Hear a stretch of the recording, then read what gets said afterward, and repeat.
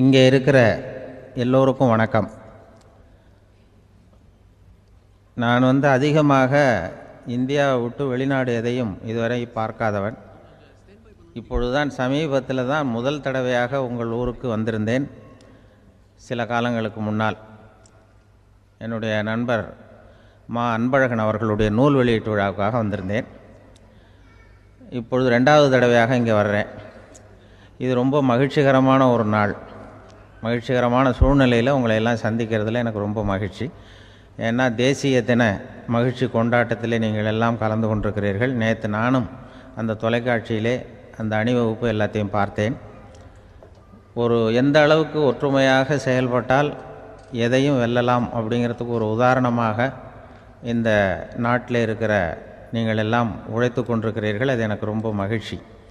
இப்படி ஒற்றுமையாக இருந்தால் எவ்வளோ பெரிய வியாதியை கூட விரட்டி போடலாம் அப்படிங்கிறது மாதிரி நிரூபித்திருக்கிறீர்கள். அதனால் உங்களெல்லாம் சந்திக்கிறதுல எனக்கு ரொம்ப மகிழ்ச்சி. எனக்கு இது மாதிரி இவ்வளவு பெரிய கூட்டத்தில் என்னோட வந்திருக்கிற பெரியவர்கள் பேசி பழக்கம்.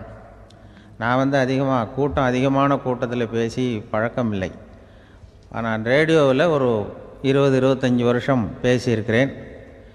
அதனால் எனக்கு எதிரில் கூட்டமே இல்லாமல் பேசி தான் பழக்கம். அது வெறும் மைக்கு மட்டும் இருக்கணும், எதிரில் யாரும் இருக்கக்கூடாது. அப்படியே ரேடியோவில் பேசி பழக்கப்பட்டதுனால ஒரு பெரிய பிரம்மாண்டமான கூட்டத்தை பார்த்தது எனக்கே ஒரு மாதிரியாக இருக்கும். அதனால் கூட்டம் இல்லாமல் எனக்கு இப்போ கூட நீங்கள் எல்லோரும் எழுந்திரிச்சு வெளியில் போயிட்டால் ரொம்ப நல்லா பேசுவேன். நீங்கள் வெளியில் இருந்துட்டு கேட்கணும், ஏன்னா அப்படியே பழகி போச்சு. இருந்தாலும் இதில் எனக்கு என்னென்னா, இப்போ தமிழ்நாட்டில் நான் பலதரப்பட்ட கூட்டத்தில் பேசி சமீப காலத்தில் பேசியிருக்கிறேன். இந்த எல்கேஜி யூகேஜி படிக்கிற குழந்தைகள் முன்னாடி என்ன பேச சொல்லுவாங்க, எல்கேஜி யூகேஜி அந்த குழந்தைகள். அப்போ நான் எப்போ முடிக்கணுங்கிறது எனக்கு தெரியும். ஏன்னா அதுக்கு ஒரு அறிகுறி. அந்த குழந்தை என்ன பண்ணணும்னா மொதல் வரிசையில் இருக்கிறது அப்படி தரையை கீறும். கேச்சுன்னா அது போதும் அப்படின்னா அதுக்கு முடிச்சுக்கோன்னு அர்த்தம். அதை பார்த்து தான் நான் முடிச்சுக்கிறது வழக்கம். கொஞ்சம் பெரிய ஹைஸ்கூல்னால் யாராவது பசங்க 2-3 பேர் கொட்டாவி விடுவாங்க. அதை பார்த்து அதை முடிச்சுக்கிறது வழக்கம். கல்லூரின்னா விசில் அடிப்பாங்க யாராவது 1-2 பேர். இப்படி எனக்கு பலதரப்பட்ட எப்போ முடிக்கணுங்கிறதுக்கு அப்படிலாம் அறிகுறி உண்டு. எனக்கு ரொம்ப பிடிச்சது என்னென்னா, இந்த முதியோர் இல்லங்கள் இருக்குது பாருங்கள். முதியோர் இல்லம், பென்ஷனர் அசோசியேஷன்லாம் இருக்குது தமிழ்நாட்டில். எல்லாம் 60-70 வயசுக்கு மேற்பட்டவர்கள். அவங்க கூட்டத்தில் பேசுகிறது தான் எனக்கு ரொம்ப பிடிக்கும். ஏன்னா நான் பாட்டுக்கு பேசிக்கிட்டே இருப்பேன், அவங்களும் அசையாமல் கேட்டுக்கிட்டு இருப்பாங்க. அதுக்கு என்ன காரணம்னா காது கேட்காது. அது எனக்கு அப்புறம்தான் தெரியும். பேசி முடிச்சுட்டு இறங்கி போனால் அந்த பெஞ்சில் உட்காந்துருக்கிற ஒரு நாற்காலில், என்ன சார் முடிச்சிட்டிங்க போல் இருக்கு அப்படிம்பார். எப்படி சார் கண்டுபிடிச்சிங்க? அதான் இறங்கி வந்தீங்கல்ல அப்படிம்பார்.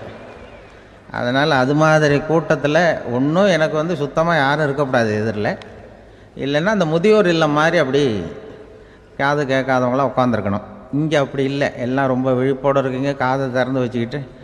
அது மாதிரி என்ன போன்ற ஆட்களுக்கு இது கொஞ்சம் இது பேசுகிறதும் சில பேருக்கு என்னென்னா, பேச்சு மைக்கை பார்த்ததும் எனக்கு எப்போ நேரங்காலம் தெரியாது, முடிக்கிறதுக்கு தெரியாது.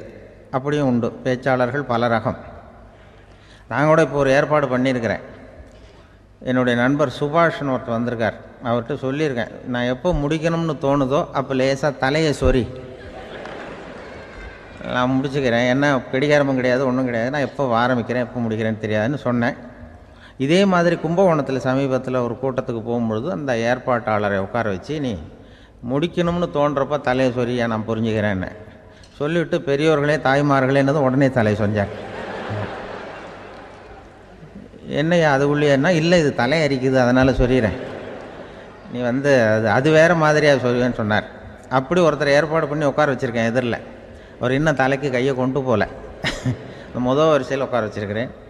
ஏன்னா இந்த பேசுகிறவங்களுக்கு அந்த கூட்டம் பார்த்துட்டா முடிக்கிறது எப்போ முடிக்கிறது என்ன எதுன்னு தெரியாது. அது ஒரு பேச்சாளர் அவர் பாட்டு பேசிகிட்டே இருந்தாராம். ரொம்ப நேரம் பேசிகிட்டு இருந்திருக்கார்.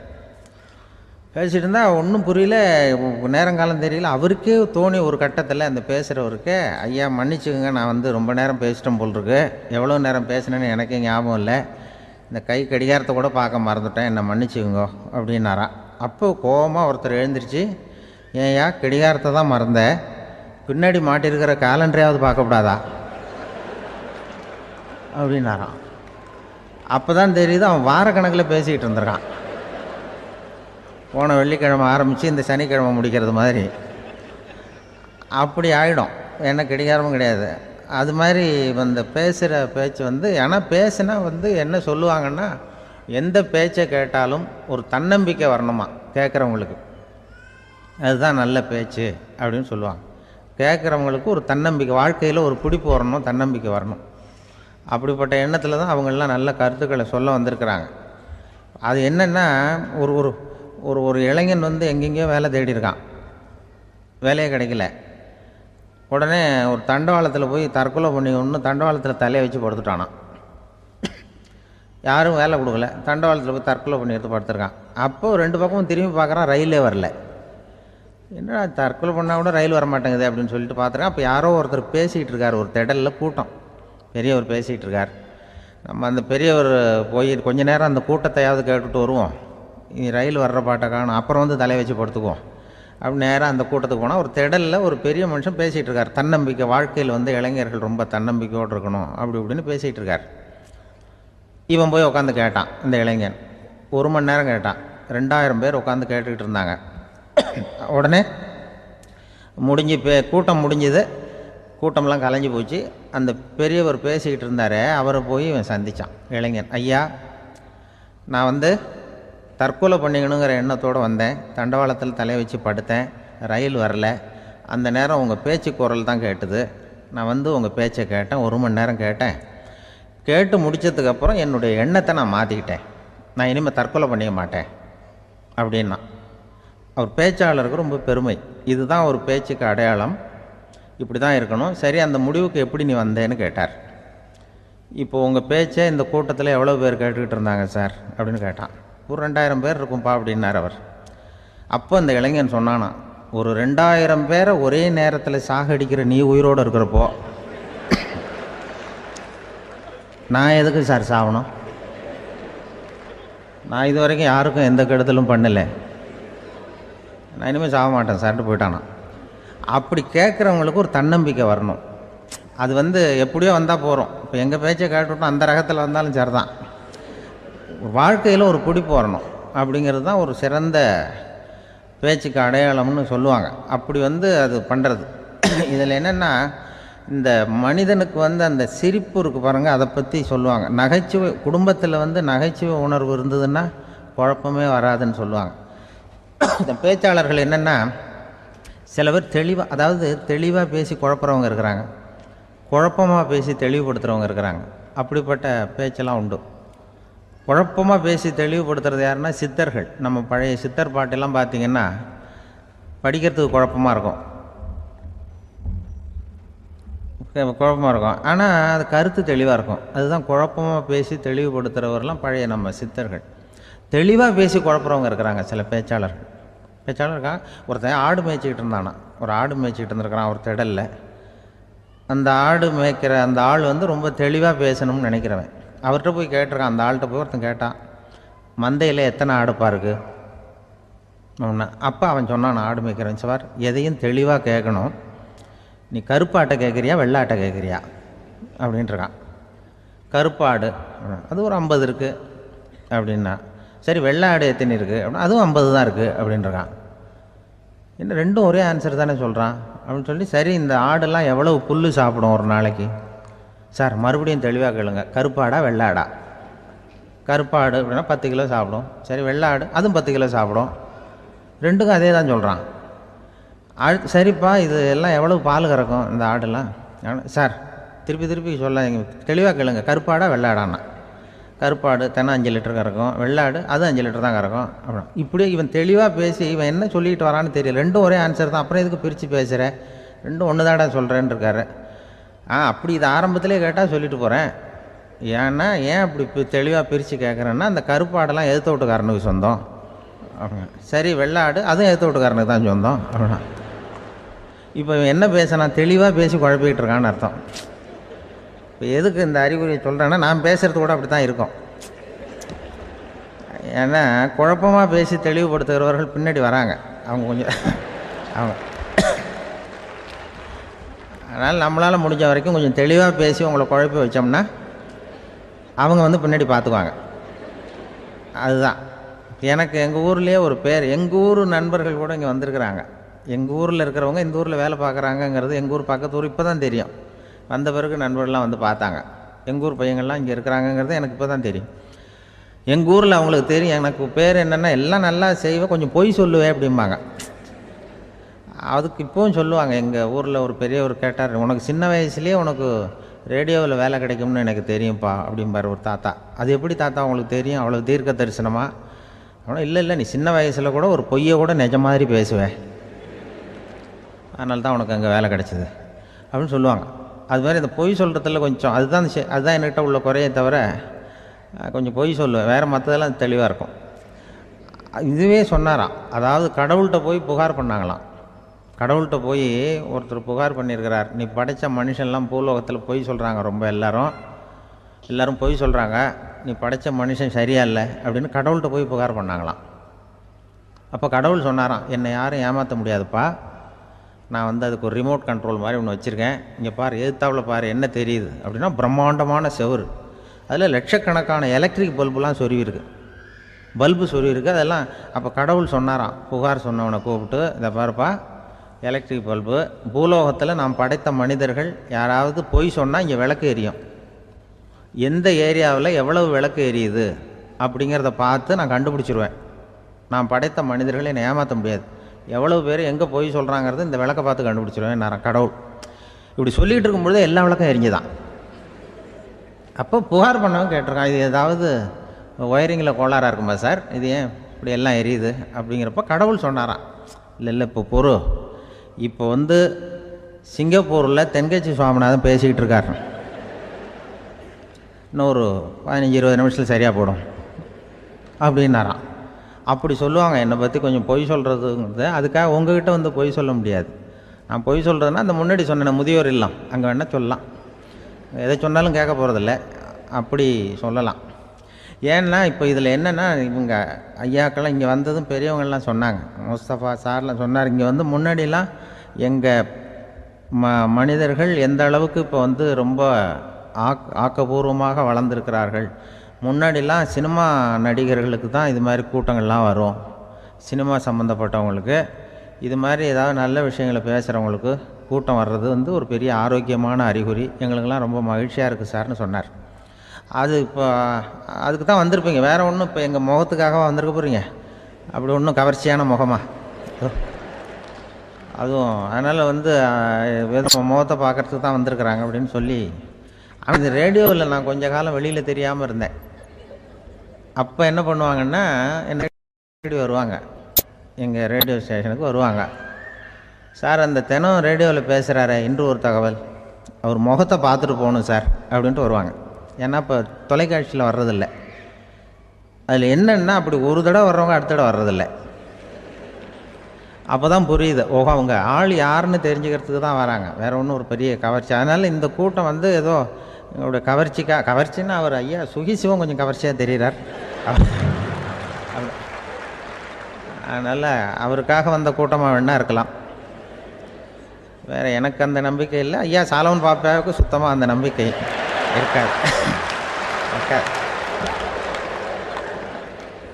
அதனால் நாங்கள் வந்து ஏமாந்து போட மாட்டோம், ஏதோ எங்களை பார்க்க தான் வந்திருக்கிறாங்க எல்லோரும் அப்படின்னு. என்ன அவங்களுக்கு கருத்துன்னா, நல்ல குடும்பம், நல்ல மகிழ்ச்சியாக வாழ்வது எப்படி, நல்ல குடும்பத்தை எப்படி நடத்துறது, இது மாதிரி நல்ல கருத்துக்களை இப்போ ஜனங்கள்கிட்ட பரிமாறிக்கணும்னு இந்தியாவிலையும் தமிழ்நாட்டிலையும் சில நிகழ்ச்சிகளை அவங்க நடத்திட்டு இருக்கிறாங்க. ஐயா அவர்கள் கிராமப்புறங்களில் நகர்ப்புறங்கள்லாம் ஜனங்களை கூப்பிட்டு நல்ல விஷயத்தை சொல்லுது. குடும்பங்கிறது இப்போ வந்து ரொம்ப கஷ்டம். இப்போ எப்படின்னா, ஒரு 600 வருஷத்துக்கு முன்னாடி மனுஷனுக்கு இருந்த நெருக்கடி இருக்குது பாருங்கள், ஒரு 600 வருஷத்துக்கு முன்னாடி மனுஷனுக்கு எவ்வளோ நெருக்கடி இருந்ததோ அதுபோல் 40 பங்கு இப்போ அதிகமாகிட்டு தான் கண்டுபிடிச்சி சொல்லியிருக்கிறாங்க. அவ்வளவு நெருக்கடிக்கு மத்தியில் நாம் வாழ்ந்துக்கிட்டு இருக்கிறோம். ஒரு 600 வருஷத்துக்கு முன்னாடி என் தலையில் 1 கிலோ வச்சுக்கிட்டு நின்னேன்னு வைங்க, இப்போ 40 கிலோ வச்சுக்கிட்டு நிற்கிறேன். அப்படி ஒவ்வொரு மனுஷனுக்கும் வாழ்க்கையில் நெருக்கடி அதிகமாக போச்சு. இப்போ இந்த நெருக்கடியில் முன்னாடிலாம் யாரோ ஒருத்தர் தான் தியானம் பண்ணுவாங்க. தியானம்னா ஒருத்தர் 2 பேர் காட்டுக்கு போய் தியானம் பண்ணிகிட்டு இருப்பாங்க 600 வருஷத்துக்கு முன்னாடி. இப்போ வீட்டுக்கு வீடு தியானம் நடக்குது. ஏன்னா அந்தளவுக்கு வாழ்க்கையில் ஒரு நிம்மதி வேணும் அப்படின்னு சொல்லி பண்ணிட்டாங்க. அதுக்கு தான் இயற்கை கொடுத்துருக்கிற ஒரு இயற்கையான வைத்தியம்தான் சிரிப்புங்கிறது. இதை பற்றி பெரியவங்கள்லாம் இப்போ ஆராய்ச்சி பண்ணிகிட்டு இருக்கிறாங்க. சிரிப்புங்கிறது நாம் பிறந்து ஒரு 6 மாதத்தில் தான் முதல் தடவையாக விவரமாக சிரிக்க ஆரம்பிக்கிறோமா.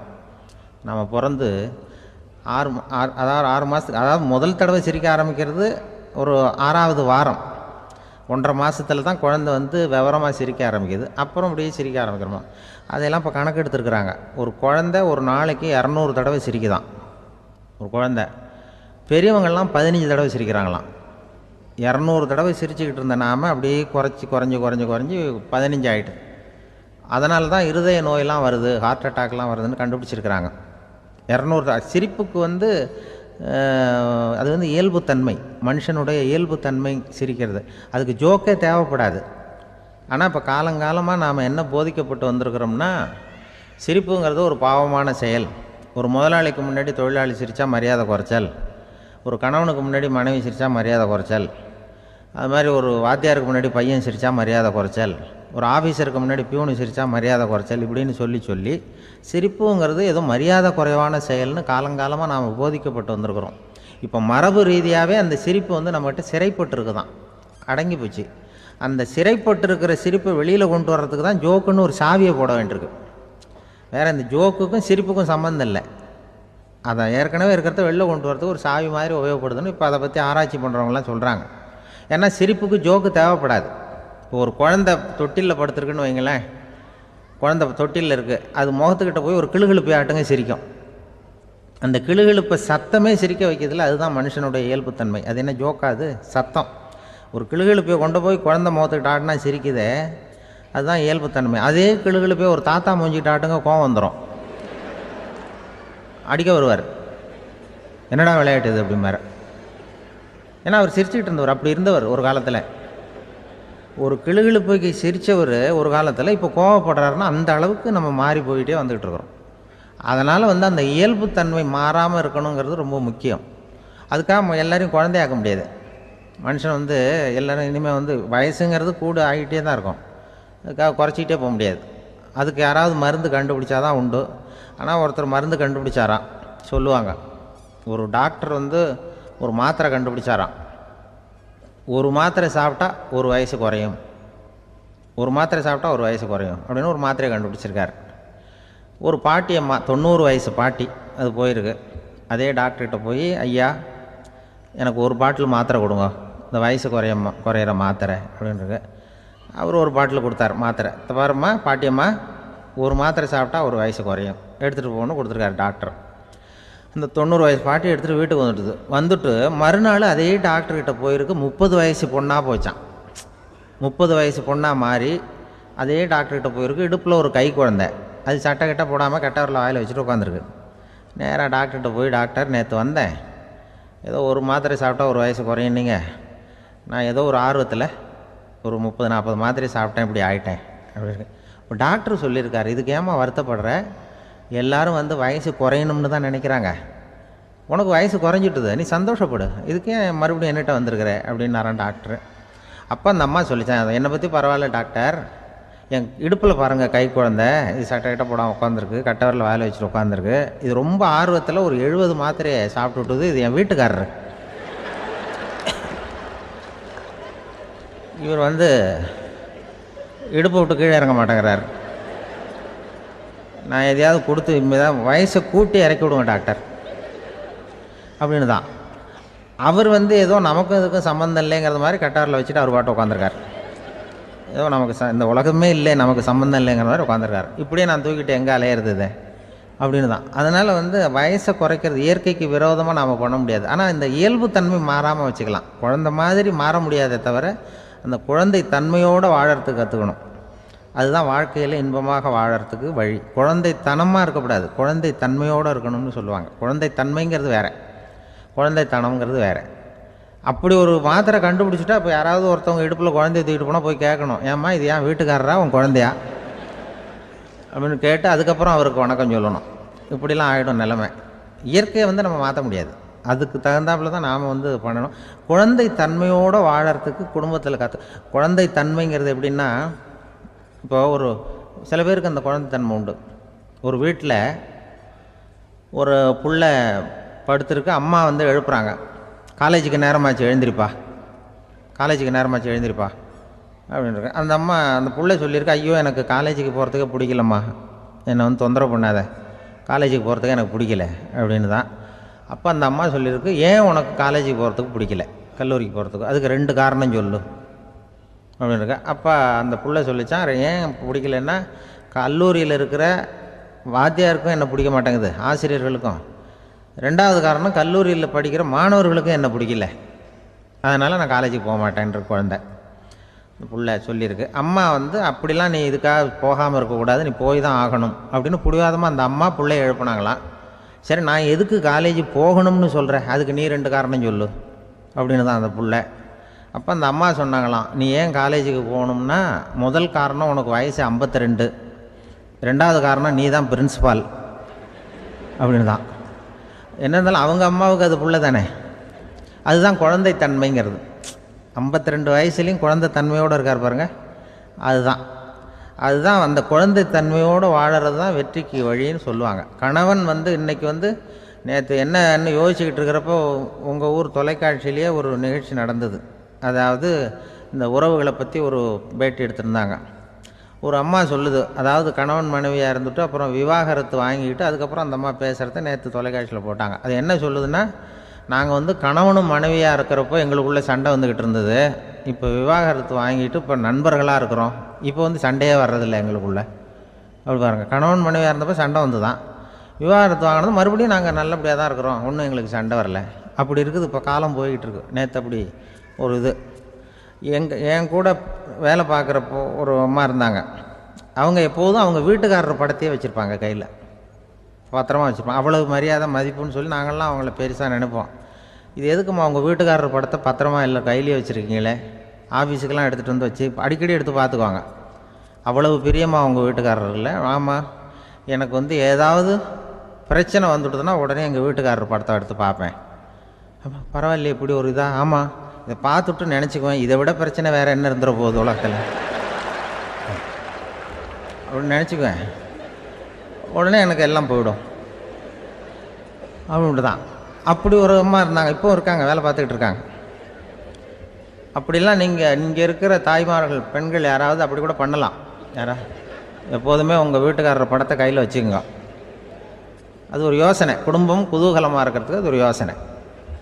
அதே மாதிரி இவங்களும் அவங்க படத்தை வச்சுக்கலாம், வச்சுக்கிட்டு பிரச்சனை வரும்பொழுது பார்த்துக்கணும், இதை விட நமக்கு என்ன வந்துட போகுது பெருசாக அப்படி தான் இருக்கணும். குடும்பம் வந்து நல்லபடியாக இருக்கணும்னா அதுக்கு இப்போ சொல்லுவாங்க, கடவுளே வந்து ஒரு வீட்டு கணவன் வீட்டு தலைவர் கனவுல வந்தாராம். கடவுள் வந்து இது மாதிரி உன்னை விட்டுட்டு உங்கள் குடும்பத்தை உன்னையெல்லாம் விட்டுட்டு போக போகிறேன்னா, அதனால் ஏதாவது வரம் வேணும்னா கேட்டு போய் வாங்கிக்கோ அப்படின்னு கடவுள் சொன்னாராம் அந்த குடும்ப தலைவர்கிட்ட. அவருக்கு என்ன கேட்குறதுன்னு புரியல. கடவுள் வந்து விட்டுட்டு போகிறேங்கிறார், ஏதாவது வரம் கேட்டுக்கோ அப்படின்னு நம்ம என்ன பண்ணுறது, என்ன கேட்குறதுன்னு ஒன்றும் புரியல, குழம்பிக்கிட்டு இருந்தான் அந்த ஆள் கனவுல. இப்போ கடவுள் சொன்னாராம், சரி நீ ரொம்ப குழப்பமாக இருக்க, நாளைக்கு மறுபடியும் உன் கனவுல வரேன், அதுக்குள்ளே நீ முடிவு பண்ணி வை, உனக்கு என்ன வரம் வேணுமோ கேட்டு வாங்கிக்கோ, உனக்கு வரம் கொடுத்துட்டு நான் போயிடுறேன், உன்னை விட்டுட்டு போகிறதா நான் முடிவு பண்ணிட்டேன் அப்படின்ட்டுருக்கார் கடவுள். சரி ஒரு நாள் அவகாசம் கொடுங்க, நாளைக்கு நான் அதுக்குள்ளே முடிவு பண்ணி வைக்கிறேன்ட்டு அவர் வந்தார். மறுநாள் முழிச்சுக்கிட்டு மனைவி மகன் மக்கள் எல்லோரையும் கூப்பிட்டார், குடும்பத்தில் எல்லாரையும். இப்படி வாங்க, இது மாதிரி நேற்று கனவுல வந்தார் கடவுள், நம்மளை விட்டுட்டு போக போகிறாராம், என்ன வரம் வேணும்னு கேட்டு வாங்கிங்கோ அப்படின்னு இப்போ சொல்லிட்டார். என்ன கேட்குறதுன்னா அப்படின்னு அந்த கணவன் கேட்குறான். அந்த மனைவி சொல்கிறாங்க, என் உடம்பு பூரா நகையாக இருக்கணும் அப்படின்னு கேள் அப்படின்ட்டுருக்கு. அதுக்குள்ளே அந்த ஒரு பொண்ணு ஓடி வந்து, அப்படிலாம் கேட்காதப்பா கடவுள்கிட்ட, இப்போ இருக்கிற சொத்து எவ்வளோ இருக்கோ அதுபோல் இன்னொரு பங்கு வேணும்னு கேள் அப்படின்னு. அந்த பையன் வந்து அவன் வேறு சொன்னான், அவன் அது நமக்கு வந்து இது போல் ஒரு 10 பங்காவது வேணும், 2 பங்களா கார் வேணும் அப்படின்னு அவன் ஒரு லிஸ்ட்டை கொடுத்தான். இவர் என்ன கேட்குறதுன்னு முடிவு பண்ணுறதுக்குள்ள அங்கே வேலை செய்கிற அம்மா, ஒரு வயசான அம்மா வந்திருக்கு, வேலை செய்கிற அம்மா. அது வந்து சொல்லிச்சான் இவர்கிட்ட, தப்பாரு கடவுள்கிட்ட அப்படிலாம் கேட்காதப்பா, நாளைக்கு வரும்பொழுது என்ன வர வேணும்னா எங்கள் குடும்பத்தில் எல்லாரும் அன்பாக இருக்கணும் பாசமாக இருக்கணும்னு கேட்டு வாங்கிக்கோ, வரத்தை அன்பு பாசம் குடும்பத்தில் எப்போதும் நிலவணும்னு கேட்டு வாங்கிக்கோ, வேற எல்லாம் நம்ம பார்த்துக்கலான்னு அந்த பெரியம்மா சொல்லிச்சான். மறுநாள் அதே மாதிரி படுத்து தூங்கினார். கடவுள் கனவுல வந்தார். வந்து கேட்கும்பொழுது இவர் சொன்னாராம், ஐயா எனக்கு வந்து எங்கள் குடும்பத்தில் நாங்கள் கணவன் மனைவி புள்ள குட்டி எல்லாம் பாசமாக இருக்கணும் அன்பாக இருக்கணும், இதுதான் எங்களுக்கு வர வேணும் அப்படின்னு கேட்டாராம். இவர் கேட்டதும் கடவுள் வந்து தலையை சொரிய ஆரம்பிச்சிட்டாராம். ஏன் என்ன யோசிக்கிறீங்கன்னு கேட்டிருக்காரு. நீங்கள் அன்பாக பிரியமாக இருந்தீங்கன்னா அப்புறம் ஏன் நான் உங்களை விட்டுட்டு போக போகிறேன்? நான் ஏற்கனவே இல்லைங்கிறதுனால தான் உங்களை விட்டு போகலாம்னு முடிவு பண்ணியிருந்தேன். இப்போ நீங்கள் ஏற்கனவே பாசமாக இருந்தீங்கன்னா நான் இனிமேல் போக மாட்டேன், அதனால் ஏன் முடிவும் மாற்றிக்க வேண்டியது தான், உங்கள் கூட தான் இருக்க போகிறேன்னாராம். இப்படி ஒரு கதை சொல்லுவாங்க. அதனால் ஒரு குடும்பத்தில் அந்தந்த உறவு முறைகள் சரியாக இருக்கிற வரைக்கும் எல்லாம் நல்லாயிருக்கும். அங்கே தான் இறைவன் வாழும் இல்லம்ங்கிறாங்களே, அதுதான் அது. அதில் அந்த குடும்ப தலைவருங்கிறவர் கணவன் அப்படிங்கிறதுனால அவருக்கு தான் பொறுப்பு. அவருக்கு நிறைய சகிப்புத்தன்மை வேணும், கோபம் வரக்கூடாது, யார் என்ன சொன்னாலும் போகணும். சில கணவன்மார்கள் வந்து எது சொன்னாலும் மனைவி வந்து தட்டுறதில்லை. அங்கே போனால் போவாங்க, எதுக்கு போக சொல்கிறேன்னு கேட்குறதில்ல, போகிறது. இங்கே வான்னா வர்றது. திருவள்ளூர் மனைவி இருந்தாருன்னு சொல்கிறாங்கல்ல, அது மாதிரி. அது எப்படின்னா ஒருத்தர் சொன்னார், அது அப்படி இல்லை, அதுக்கு ஒரு கதை சொன்னார். ஹிட்லர் வந்து வந்தாராம் ஒரு தடவை ஒரு பெரிய கப்பல் மேலே. கப்பலுடைய மேல் தளத்தில் ஹிட்லர் வந்துக்கிட்டு இருக்கார். ஒரு இங்கிலீஷ் கேப்டன் எதிரில் நிற்கிறான். அவனுக்கு பெரிய ஆச்சரியம், இந்த ஆள் எப்படி இப்படி ஒரு தனி மனிதனாக இருந்துக்கிட்டு உலகத்தையே இப்படி இந்த பாடுபடுத்துகிறார் அப்படின்னு சொல்லி, உன்னுடைய வெற்றிக்கு என்ன காரணம்னு கேட்டாரான் அந்த இங்கிலீஷ் கேப்டன். இப்போ ஹிட்லர் சொன்னாராம், என்னுடைய வெற்றிக்கு காரணம் என்கிட்ட வேலை செய்கிற ஊழியர்கள். நான் கிழிச்ச கோட்டை தாண்ட மாட்டாங்க, நான் என்ன சொல்கிறேனோ அதை உடனே செய்வாங்க, ஏன் எதுக்குன்னு எதிர்த்து பேச மாட்டாங்க, அதுதான் என்னுடைய வெற்றிக்கு காரணம் அப்படின்னு சொல்லி அதை நிரூபித்து காட்டுறேன் பார் அப்படின்னு சொல்லி கையை தட்டினாரான் ஹிட்லர். உடனே ஒரு சிப்பாய் அங்கேருந்து வந்து லெஃப்ட் ரைட்னு போட்டு வந்து சல்யூட் பண்ணி நின்னான். உடனே ஹிட்லர் சொன்னார், நீ அப்படியே இந்த கப்பல் மேல் தளத்துலேருந்து அப்படி கடலில் விழுந்து செத்து போடா அப்படின்னு பொத்துன்னு குதிச்சுட்டான். எதுக்கு சொல்கிறேன் என்ன இதில், உடனே குதிச்சு செத்து போட்டான். இவருக்கு பெரிய ஆச்சரியம் கேப்டனுக்கு. ஹிட்லர் சொன்னார், இதுதான் என்னுடைய வெற்றிக்கு காரணம், தப்பார் இன்னொருத்தனை கூப்பிட்றேன் அப்படின்னு தட்டினா இந்த பக்கத்துலேருந்து ஒருத்தன் வந்தான், லெஃப்ட் ரைட்னு வந்து நின்னா, நீ இப்படி குதிச்சு செத்து போடா அப்படின்னு பொத்துன்னு குதிச்சுட்டான். எதுக்கு போக சொல்கிறீங்கன்னு ஒன்றுமே கேட்கல, குதினா உடனே குதிச்சுட்டான். அப்போ ஹிட்லர் சொன்னார், இதே மாதிரி என்னுடைய ஒவ்வொரு ஊழியர்களும் இருக்கிறாங்க, நானும் ஊழியர்களை இழக்கிறதுக்கு தயாராக இல்லை, தப்பார் தயாராக இருப்பேன் எப்போதும், தப்பார் இன்னொருத்தரம் தட்டுறேன்னு இன்னொருத்தர் வந்தார். எதிர்த்தாப்புலேருந்து ஒருத்தன் லெஃப்ட் ரைட் சல்யூட் அடித்தான். நீயும் குதிச்சு செத்து போடான்ருக்கார் ஹிட்லர். இவனால் பொறுக்க முடியல, இந்த இங்கிலீஷ் கேப்டன் அனாவசியமாக ஒவ்வொருத்தனாக குதிச்சுட்றானேன்னு சொல்லி ஓடி போய் அவனை குதிச்சிட்டான். குதிக்கிறதுக்கு முன்னாடி பிடிச்சி தனியாக எடுத்துகிட்டு போட்டான். தனியாக எடுத்துகிட்டு போய் அந்த சிப்பாய்கிட்ட கேட்டாரான் அந்த இங்கிலீஷ் கேப்டன், ஏன்ப்பா அந்த ஆள் குதிக்க சொல்கிறான்னா நீ ஏன் எதுக்குன்னு கேட்குறது இல்லையா, உடனே குதித்து செத்து போகிறீங்களே, இதெல்லாம் என்ன அநியாயம் அப்படின்ட்டுருக்கான் அந்த இங்கிலீஷ் கேப்டன் கையை பிடிச்சிக்கிட்டு. உடனே அந்த சிப்பாய்க்கு கோவம் வந்துட்டு தான், உடையா கையை, இவன்ட்ட வேலை பார்க்குறத விட உழுந்து செத்து போகலாம், நான் குதிக்கிறான், என்ன அனாவசியமாக எதுக்கையாக இருக்க சொல்கிறேன் அப்படின்னு சொல்லி குதிச்சுட்டானா. அதனால் இந்த உடனே சொல்கிறத செய்கிறாங்க பாருங்கள், அவங்கள நம்பக்கூடாது. கணவன்மார்களுக்கு ஒரு எச்சரிக்கை, சொல்கிறத உடனே செஞ்சுருவாங்க மனைவி. நீ அங்கே போனால் போங்க, வரணும் அது ஹிட்லர் மாதிரி நினைக்கிறாங்கன்னு அர்த்தம். இதுகிட்ட பேசிக்கிட்டு இருக்கிறத விட சொல்கிறத செஞ்சுட்டு போடுவோமே, அப்படி சமாளிக்கிற கணவன்மார்கள் உண்டு. குடும்பத்தில் வந்து அப்படிலாம் இருந்து சமாளிக்கிறாங்க. குடும்பத்தில் ஒருத்தர் அனுசரிப்பு தன்மைங்கிறது ரொம்ப அவசியம். கணவன் மனைவின்னா அனுசரித்து போகணும்னு சொல்லுவாங்க. அதாவது ஒரு கணவன் அதுக்காக தான் அந்த காலத்துலலாம் ஒரு வீட்டுக்கு வந்து மாப்பிள்ளை தேடுறதுங்கிறது ஒரு பெரிய குடும்பத்தை நிர்வகிக்கிற அளவுக்கு ஒரு கணவனாக வரக்கூடிய எப்படி இருக்கணும் அப்படின்னா, அந்த காலத்தில் புலி வேட்டைக்கு போகணும். ஒரு பொண்ணுக்கு மாப்பிள்ளை தேடுறதுன்னா நம்ம தமிழ் பழக்கம் என்னென்னா, காட்டுக்கு போய் ஒரு புலியை வேட்டையாடிட்டு வரணும். அந்த புலி பல்லு அல்லது நகத்தை கொண்டுட்டு வரணும் அந்த இளைஞன். அதை வந்து வீட்டில் கொடுப்பான், அதை தான் கட்டி அதை வந்து இதாக கட்டுவாங்க, மாலையாக போடுவாங்க, தாலியாக கட்டுவாங்க. அதாவது வீரம் இருக்கா பையனுக்குன்னு பார்ப்பாங்க. ஒரு பொண்ணு வேணும்னா நீ முதல்ல வீட்டுக்கு பொண்ணு கேட்க போகக்கூடாது, காட்டுக்கு போகணும், போய் புளியை கொண்டு வா, அதுக்கப்புறம் தான் உனக்கு பொண்ணு அப்படின்னு சொல்லுவாங்க.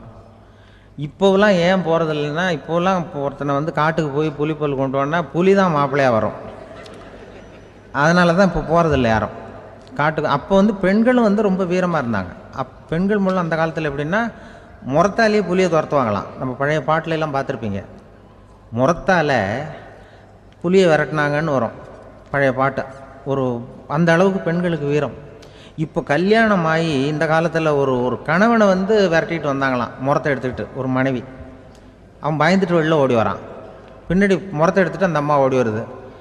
இவனை தனியாக பிடிச்சி கொண்டு போய், என்னப்பா இந்த மனைவிட்டு இப்படி பயந்து ஓடி வரையே, முறத்தால் துரத்துறா இப்படி வரையே அப்படின்னு தான் அவன் அப்படியே தடுமாறிக்கிட்டு, அதெல்லாம் ஒன்றும் இல்லை, அவன் என்னை புலியாக நினைக்கிறா அப்படின்னு ஒரு பெருமையாக சொல்லிட்டானான். அந்த காலத்தில் புலியை தான் முறத்தால் விரட்டினாங்க, இப்போ புருஷனை விரட்டுறாங்க அப்படின்னு சொல்லி. அப்படி அந்த காலத்தில் வந்து கணவனுக்கு ஒரு குடும்பத்தை நிர்வகிக்கிற திறமை இருக்கா, உடல் வலிமை தான் முக்கியம். இப்போ கூட மதுரை பக்கத்தில் ஐயாவுக்கு தெரியும், அந்த இளவட்டக்கல்லுன்னு ஒரு ஊர், இப்போ ஊருக்கு ஊர் எல்லையில் கிடக்கும். ஊர் எல்லையில் ஒரு பெரிய கல் கிடக்கும். அந்த அந்த ஊருக்கு பொண்ணு கேட்க போகிறவங்க அந்த கல்லை தலைக்கு மேலே தூக்கி காட்டணும். அப்படியே தூக்கி தலைக்கு மேலே வசதி கீழே போடணும்.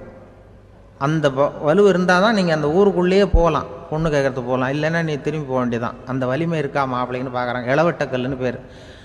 அப்போ என்ன பண்ணாங்கன்னா, ஒரு 1000 வருஷத்துக்கு முன்னாடி அந்த கல்லை தலைக்கு மேலே தூக்கி கீழே போடுவாங்களாம். ஒரு 500 வருஷத்துக்கு முன்னாடி அப்படி கொஞ்சம் தூரம் இடுப்பு அளவுக்கு தூக்கி கீழே போட்டுக்கிட்டு இருந்துருக்குறாங்க. அதுக்கப்புறம் ஒரு 100 வருஷத்துக்கு முன்னாடியெல்லாம் அப்படி முழங்கால அளவுக்கு அப்படி தூக்கி போட்டால் போகிறோம்னு வச்சுருந்தாங்களாம்.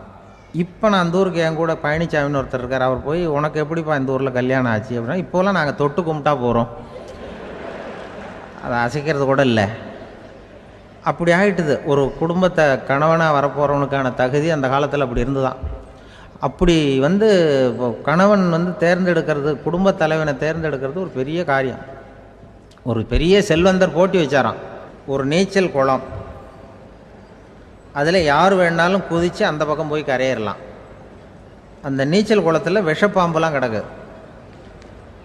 யார் துணிஞ்சி அந்த விஷப்பாம்பு இருக்கிற குளத்தில் குதித்து அந்த பக்கம் போய் கரையேறானோ அவனுக்கு ஒரு 100 ஏக்கர் நிலம் கொடுப்பேன்.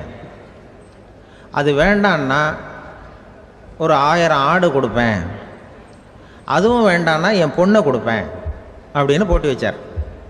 அதான் மாப்பிள்ளையை தேர்ந்தெடுக்கிறதுக்கு அவர் ஒரு வழி. நீச்சல் குளத்தில் குதித்து கரையேறணும். இப்போ அந்த ஊரில் இருக்கிற இளைஞர்கள்லாம் பார்க்குறாங்க அந்த குளத்தில் குதிக்கணும்னு. ஆனால் குளத்தில் வெறும் விஷப்பாம்புலாம் கிடக்கு. இது என்ன பண்ணுறதுன்னு பார்த்தா யாருமே குதிக்கிறதுக்கு தைரியம் வரல. திடீர்னு ஒருத்தன் துணிஞ்சு குதித்தான். படபடன்னு அடிச்சுட்டு போய் அந்த பக்கம் கரையேறிட்டான். கரையேறின உடனே பரவாயில்லையே ஒரு ஆள் வந்துட்டான்னு சொல்லி அவனை அந்த இளைஞனை போய் பிடிச்சிட்டு வந்தாங்க. அந்த பெரியவர் கேட்டார், ஏப்பா இவ்வளவு பெரிய விஷப்பாம்பெல்லாம் கிடக்கிற நீச்சல் குளத்தில் நீ துணிஞ்சு குதித்து கரையேறி இருக்கிற, உனக்கு என்ன 1000 ஏக்கர் நிலம் கொடுத்துறவா, 100 ஏக்கர் நிலம் கொடுக்கவா சொல்கிறப்படி அப்படின்னா, வேண்டாம் சார்ன்றான். ஓஹோ, அப்படின்னா ஒரு 1000 ஆடு வேணுமா உனக்கு அப்படின்னா, அதுவும் வேண்டாம் சார். ஓ, அப்படின்னா என் பொண்ணு வேணுமா அப்படின்னா, அதுவும் வேண்டாம் சாருங்கிறான்.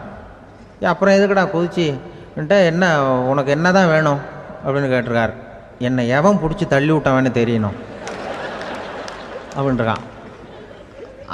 அதுக்காக அவன் பார்த்துருக்கான். அப்படி இருந்தால் தான் துணிச்சல் வரும் இந்த காலத்தில். எதுக்கு இவ்வளவு சங்கடம்லாம் வச்சாங்கன்னா, ஒரு குடும்பத்துக்கு தலைவராக வர வேண்டிய ஒரு ஆள், கணவனாக இருக்க வேண்டியவனுக்கு துணிச்சல் இருக்கா, தைரியம் இருக்கா அப்படிங்கிறது பார்க்குறதுக்காக இப்படிப்பட்ட தேர்வு முறைகள்லாம் வச்சுருந்தாங்க அந்த காலத்துலலாம். இப்போலாம் கல்யாணம் பண்ணுறது ஆளுக்கு நேரில் பார்க்காமலே கூட கல்யாணம் நடக்குது இன்டர்நெட்டில். இப்போ சர்டிஃபிகேட் கேட்குறாங்க, நோய் நொடி இல்லாமல் இருக்காரா பார். காட்டுக்கெலாம் போக வேண்டாம், நேராக ஆஸ்பத்திரிக்கு போய் ஒரு சர்டிஃபிகேட் வாங்கிட்டு வா, உனக்கு ஒன்றும் வியாதி இல்லைன்னு ப்ரூவ் பண்ணு, அதுக்கப்புறம் பார்த்துக்கலாம், மற்றதை பேசுவோம் அப்படின்னு சொல்லி அப்படி இருக்குது நிலைமை. அதனால் குடும்பத்தில் அந்த கணவனாக இருக்கிற வேண்டியவனுக்கு பொறுப்பு அதிகம். ஏன்னா எல்லாத்தையும் அனுசரித்து போக வேண்டியதாக வந்தான். அப்படி தான் இருக்குது. அந்த கணவன் மனைவிக்குள்ளே விட்டு கொடுக்கறது அதெல்லாம் பற்றி நிறைய எல்லாரும் ஏற்கனவே நம்ம புலவர்கள்லாம் பாடியிருக்காங்க. எல்லோரும் சொல்லுவாங்க, ஒரு கணவன், ஒரு குழந்தை பிறந்து தான் ஒரு வீட்டில், அந்த குழந்தைக்கு என்ன பேர் வைக்கிறதுங்கிறது ஒரு தகராறு. இந்த குழந்தைக்கு என்ன பேர் வைக்கிறதுங்கிறதுல தகராறு வந்துடுது. யார்? கணவனுக்கும் மனைவிக்கும். அவன் என்ன சொல்கிறான், எங்கள் அப்பா பேரை தான் வைக்கணுங்கிறான் அவன். இந்த அம்மா என்ன சொல்லுது, இல்லை எங்கள் அப்பா பேரை தான் வைக்கணும் அப்படிங்குது. காலையிலேருந்து சண்டை, தகராறு. எதிர்த்த வீட்டுக்காரன் பார்த்தான், இது என்ன காலையிலேருந்து எதிர்த்த வீட்டில் தகராறு நடக்குது, என்னென்னு போய் கேட்டிருக்கான். என்னம்மா உங்களுக்கு உள்ள தகராறு, காலையிலேருந்து பார்த்தேன் அப்படின்னா, ஒன்றும் இல்லைம்மா, எங்கள் குழந்தைக்கு பேர் வைக்கிறதுல எங்களுக்கு உள்ளே ஒத்து போக முடியல, நான் எங்கள் அப்பா பேரை வைக்கணுங்கிறேன், அந்த அம்மா அவங்க அப்பா பேரை வைக்கணுங்குது, அதுதான் எங்களால் குடும்பத்தில் ஒரு நிம்மதி இல்லாமல் இருக்கிறோம், தகராறு பண்ணிகிட்ருக்கோம் அப்படின்னு நானா. அப்போ எதிர்த்த வீட்டுக்காரன் சொல்லியிருக்கான், எதிர்த்த வீட்டுக்காரன்னு நான் எதுக்கு இருக்கிறேன், நான் பஞ்சாயத்து பண்ணி வைக்கிறேன், உங்களுக்குள்ளே என்ன இது பேர் தானே வைக்கணும், ஏன்ப்பா உங்கள் அப்பா பேர் என்ன அப்படின்னு அவனை கேட்டிருக்கான். எங்கள் அப்பா பேர் சீனிவாசன் அப்படின்ட்டுருக்கான். இந்த அம்மாவை உங்கள் அப்பா பேர் என்னம்மா, கிருஷ்ணன் அப்படின்னு சொல்லி. இவன் யோசித்து பார்த்தான், குழந்தைக்கு சீனிவாச கோபாலகிருஷ்ணன்னு பேர் வைங்க போங்க அப்படின்ட்டு போயிட்டான். ஏற்ற விட்டுக்கு தீர்த்து வச்சுட்டு போயிட்டான். போனதுக்கப்புறம் இவங்க 2 பேரும் பேசிக்கிட்டாங்க. சரி, இந்த சீனிவாசன் சரி, கிருஷ்ணன் சரி, நடுவில் கோபாலம் யார்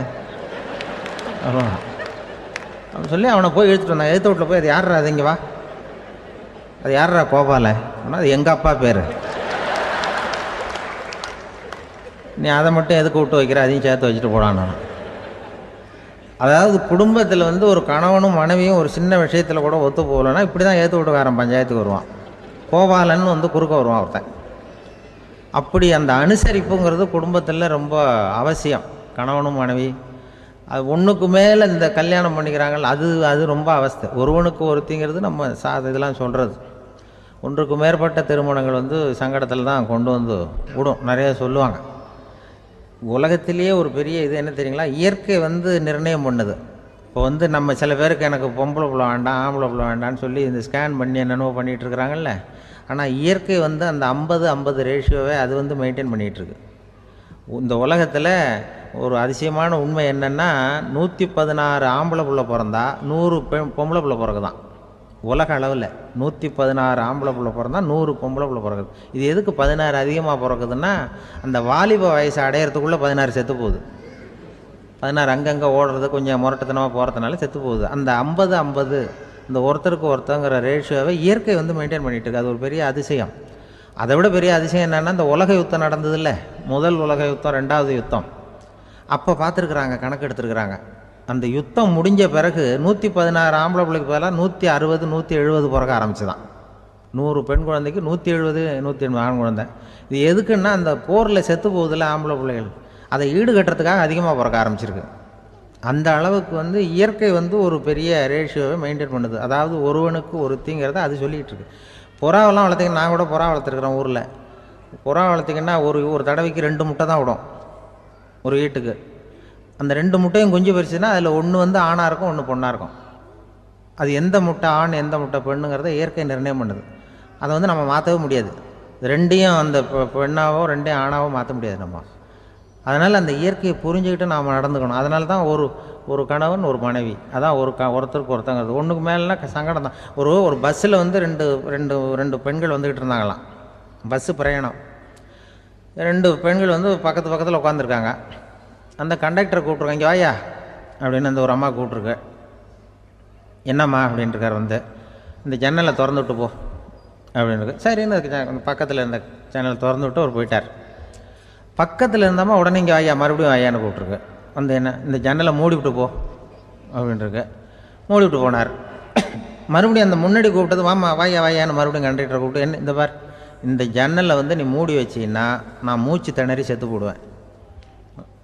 அப்புறம் உடனே பக்கத்தில் இந்த அம்மா தபாரியா அந்த அம்மா பேச்சை கேட்டுட்டு நீ திறந்து வச்சின்னா நான் குளிர் தாங்காமல் செத்து போடுவேன் அப்படின்ட்டு அவர் தலையை பிச்சுக்கிறார் கண்டக்டர். என்னடா பெரிய ரொம்ப போச்சேன்னு, கொஞ்சம் தூரம் பிரயாணம், இதில் கூட அட்ஜஸ்ட் பண்ணி போகக்கூடாதா அப்படின்னு. அப்போ அந்த பஸ்ஸில் பின்னாடி ஒருத்தன் கடைசி சீட்டில் வெயில் தாங்காமல் சட்டையெல்லாம் கட்டி போட்டுட்டு ஒரு கிராமத்து ஆள் பீடி குடிச்சிட்டு வரான். அவர் கூப்பிட்ருக்கான் அந்த ஆள், அந்த கண்டக்டர், இங்கே வாயா அங்கே என்ன தகராறு அப்படின்னு. அந்த எதிர்த்து வீட்டுக்காரன் வந்தானே முன்னாடி பஞ்சாயத்துக்கு, அது மாதிரி கண்டக்டர் இங்கே வாயா, ஏன் நீ என்ன சொல்ல போகிற அப்படின்ட்டு வந்திருக்கான். சட்டையெல்லாம் கட்டி போட்டு பீடி குடிக்கிறோம், பீடி புகையை ஊதி விட்டு அங்கே என்ன தகராறு அப்படின்னு கேட்டிருக்கான். ஒன்றும் இல்லையா, அந்த அம்மா ஜன்னலை திறந்தா செத்து போவேங்கிறது, இந்த அம்மா ஜன்னலை மூடுனா செத்து போவேங்கிறது, நான் என்னையா பண்ணுறது ஒரு ஆள், இதுக்கு ஏன் கவலைப்படுறேன், நான் சொல்கிறத கேள்வி, நான் தீர்த்து வைக்கிறேன் பிரச்சனையை அப்படின்னு சொல்லிவிட்டு பீடியை எடுத்துவிட்டு புகையை ஊதிவிட்டு சொன்னானா, கொஞ்ச நேரம் அந்த ஜன்னலை மூடி வை, அந்த அம்மா செத்து போவோம், அப்புறம் திறந்து வை, இந்த அம்மா செத்து போவோம், நாம் நிம்மதியாக போகலாம் அப்படின்னு சொல்லிட்டு பீடி குடிக்க ஆரம்பிச்சிட்டான். அவருக்கு கோவம் வந்துட்டுது கண்டக்டருக்கு. உனக்கு என்னையா நீ பாட்டுக்கு சொல்லிட்டு போடுவ, அந்த 2 அம்மாவும் செத்து போச்சுன்னா அவங்க வீட்டுக்காரனுக்கெல்லாம் யார் பதில் சொல்கிறது அப்படின்னா, கவலையே படாத, 2 பேருக்கும் நான் தான் வீட்டுக்காரன். அதனால தான் அந்த யோசனையை சொன்னேன் அவங்ககிட்ட. அப்புறம் இதுதான், அந்த ஒன்றுக்கு மேலே போச்சுன்னா அது இயற்கைக்கு விரோதம், இப்படிலாம் ஆகும். அதனால தான் அவன் அவ்வளவு ஒன்றுமே வேண்டான்ட்டு கடைசி பெஞ்சில் போய் சீட்டில் உட்காந்துக்கிட்டான். அப்படி அது இயற்கையை புரிஞ்சுக்கிட்டு வாழணுங்கிறது முக்கியம். குடும்பத்தில் கணவனுடைய பங்கு என்ன, மனைவியினுடைய பங்கு, குழந்தை குட்டிகள்லாம் சொல்லுவாங்க. அப்படி இருக்கணும். கணவன்கிறவனுக்கு நிறைய சகிப்புத்தன்மை தேவைப்படுது. மனித நேயம்ங்கிறத பற்றி சொல்லுவாங்க. மனித நேயம் ஏன்னா ஒரு கணவன் கணவனாக இருக்கணும், மனைவி மனைவியாக இருக்கணும். ஒரு மனுஷன் இன்றைக்கி மனிதனாக இல்லை, மனித நேயம் குறைஞ்சி போச்சு, எது குடும்ப உறவுகள்லாம் ரொம்ப மாறி போச்சுன்னு சொல்கிறேன். இப்போ நாகரிகத்தில் அப்படி தான் இருக்குது. ஒரு இதில் ஒருத்தன் என்ன பண்ணியிருக்கிறான், ஒரு சின்ன பையனை கொண்டு வந்தானா, ஒரு சின்ன பையன் பக்கத்தில் இருக்கான். ஒரு பெரியவர் கேட்டிருக்கார், யாரப்பா அந்த பையன் அப்படின்னு கேட்டிருக்கார். இவன் சொன்னான்னா, இந்த பையன் எனக்கு தூரத்து உறவுன்னு இருக்கான். சரி, தூரத்து உறவுன்னா எப்படி அப்படின்னு கேட்டிருக்கான். இந்த பையன் எங்கள் அப்பாவுக்கு 8வது புள்ள அப்படின்னானா. கூட பிறந்தவனே அவ்வளோ தூரமாக போயிட்டான், 8வதாக பிறந்தான். அப்படி இருக்கு குடும்ப உறவுகள்ங்கிறது. மனுஷனுக்கு வேல்யூ விஞ்ஞானம் எப்படி போட்டிருக்குன்னா, ஒரு மனித உடம்பில் இருக்கிற கால்சியத்தை மட்டும் தனியாக எடுத்தால் ஒரு சின்ன ரூமுக்கு வெள்ளை அடிக்கலாமா. ஒரு மனுஷ உடம்பில் இருக்கிற பாஸ்பரஸை மட்டும் தனியாக எடுத்தால் ஒரு 40 நெருப்பு குச்சி தயார் பண்ணலாம். ஒரு மனுஷ உடம்பில் இருக்கிற இந்த கொழுப்பு சத்தை மட்டும் தனியாக எடுத்தால் ஒரு 7-8 சோப்பு கட்டி தயார் பண்ணலாம். அதுமாதிரி ஒரு மனுஷ உடம்பில் இருக்கிற இரும்பு சத்தை மட்டும் தனியாக எடுத்தால் ஒரு 2 அங்குல அணி 2 செய்யலாம். இவ்வளவுக்கும் விலை போட்டால் 42 ரூபா 50 காசு. இதுதான் மனுஷனுக்கு விஞ்ஞானம் போட்டிருக்கிற விலை. அது எப்போ அது ஒசரும்னா, அவன் மனுஷனாக இருக்கிற வரைக்கும் இருக்கிறப்ப. அதுவும் செத்து போனால் அதுவும் கிடையாது, செத்து போனால் அதுவும் குறைஞ்சிரும். மிருகங்களுக்கெல்லாம் அப்படி இல்லை, செத்ததுக்கு அப்புறம் விலை கூடும். அங்கெல்லாம் எல்லா ஊர்லேயும் பார்த்திங்கன்னா உயிர் கோழி 50 ரூபா, உரிச்ச கோழி 60 ரூபான்னு போட்டிருக்கோம். செத்ததுக்கப்புறம் 10 ரூபா அதிகம். மனுஷனை நீ உயிர் மனுஷன் 42 ரூபா 50 காசு, செத்ததுக்கப்புறம் 52 ரூபான்னா நீயே வச்சுக்கிடாது, எனக்கு இது கண்டு போடும். அவன் எப்போ அவனுக்கு வேல்யூ கூடும்னா, மனிதனாக வாழும்பொழுது தான் வேல்யூ கூடும். குடும்பத்தில் அந்த அந்த பாசத்தோடு வாழணும்னு கடவுள்கிட்ட கேட்டு சொன்னாங்களே, அதுதான். இந்த சமூகங்கிறதும் ஒரு பெரிய குடும்பம்தான். அதனால தான் இந்த நாட்டுக்குள்ள பெருமையே எல்லாரும் ஒற்றுமையாக இருந்தால் எதையும் சாதிக்கலாம்ங்கிறது தான் இந்த நாட்டுக்குள்ள பெருமை. அப்படி நிரூபித்தோம். அதனால் சமூகங்கிறதும் ஒரு குடும்பம் மாதிரி இருக்கிறது தான் பெருசு. இப்போ சில இதெல்லாம் இப்போ ஜாதி மத வேறுபாடெல்லாம் நம்முடைய முன்னேற்றத்தை தடுக்கும். விலங்குகள் நம்மளோட மேலானது. அதான் ஒரு ஊரில் ஒரு சிவன் கோயில் இருந்து தான். சிவன் கோயிலில் அந்த புறாவெல்லாம் வளர்ந்துக்கிட்டு இருந்திருக்கு. அந்த மாடத்தில், சிவன் கோயில் மாடத்தில் புறாவெல்லாம் குடியிருந்திருக்கு. உடனே அதுக்கு கும்பாபிஷேகம் பண்ணுறதுக்காக ஊரில் திட்டம் போட்டாங்க. சிவன் கோயிலுக்கு வெள்ளடிக்க ஆரம்பித்தாங்க. வர்ணம் பூச ஆரம்பித்ததும் அதுக்கு சாரம் கட்டுவாங்கல்ல, இந்த குச்சியெல்லாம் வச்சு சாரம் கட்டுவாங்க. உடனே இந்த புறாவெல்லாம் என்ன பண்ணிச்சான், இனிமேல் நம்ம இங்கே வெள்ளை அடிக்கிறாங்க, கும்பாபிஷேகம் வருது, நம்ம இங்கே குடியிருக்க முடியாது, எதிர்த்தாப்புல எங்கே போகலான்னு பார்த்துருக்கு. இந்த உயரம் கோபுரத்தில் இருந்த புறாவெல்லாம் எதிர்த்தாப்புல ஒரு மாதா கோயில் இருந்திருக்கு, சர்ச்சு. அங்கே சில மாடங்களில் புறாவெல்லாம் இருக்குது, சில மாடம் இருக்குது. உடனே நம்மளாம் அங்கே போடும் கொஞ்சம் காலத்துக்குன்னு எல்லாம் புறப்பட்டு இந்த மாதா கோயிலுக்கு போயிடுது. அங்கே போனால் அங்கே இருக்கிற புறாவோடு சேர்ந்து இதுவும் குடியிருந்துகிட்ருக்கு. கொஞ்ச நாள் என்னாச்சு, அங்கே கிறிஸ்மஸ் வந்துட்டுது. கிறிஸ்மஸ் வந்ததும் சரி இங்கேயும் வெள்ளடிக்க ஆரம்பிக்கிறாங்க. நம்ம மறுபடியும் எங்கடா போகிறதுன்னு பார்த்தா, அங்கே இருக்கிற புறாவோட சேர்ந்து இதுவும் சேர்ந்து நேராக ஒரு பள்ளிவாசல் இருந்தது. எதுக்கு அங்கே இருக்கிற மாடத்தில் போய் அங்கே குடியேறிட்டுது எல்லாம். அங்கே போனால் அங்கே ரமலான் மாதம் ரம்ஜானுக்காக அதையும் புதுப்பிக்க ஆரம்பித்தாங்க. இது என்ன பண்ணுறதுன்னு சொல்லி இந்த 3 செட்டு புறாவும் சேர்ந்து என்ன பண்ணிச்சு, எங்கே போகலான்னு பார்த்தா மறுபடியும் அதுக்குள்ளே இந்த சிவன் கோயிலில் கும்பாபிஷேகம் முடிஞ்சு போச்சான். முடிஞ்சிருக்கு, அங்கே போடுவோம் எல்லாருன்னு சொல்லி எல்லா புறாவும் அந்த சிவன் கோயிலுக்கு வந்துட்டுது. அங்கே போய் மாடத்தில் அதை குடியிருந்துட்டுது. அப்போ திடீர்னு ஒரு நாள் பார்த்தா ஒரே கலவரம் பூமியில் எல்லாம் ஒருத்தன் அருவாளை தூக்கிட்டு நிற்கிறான், குச்சி எடுத்து ஒருத்தனை சுட்டுக்கிறான். ஒரே கலவரம், சத்தம், ஒரே மத கலவரம் வந்துட்டுது ஊரில்.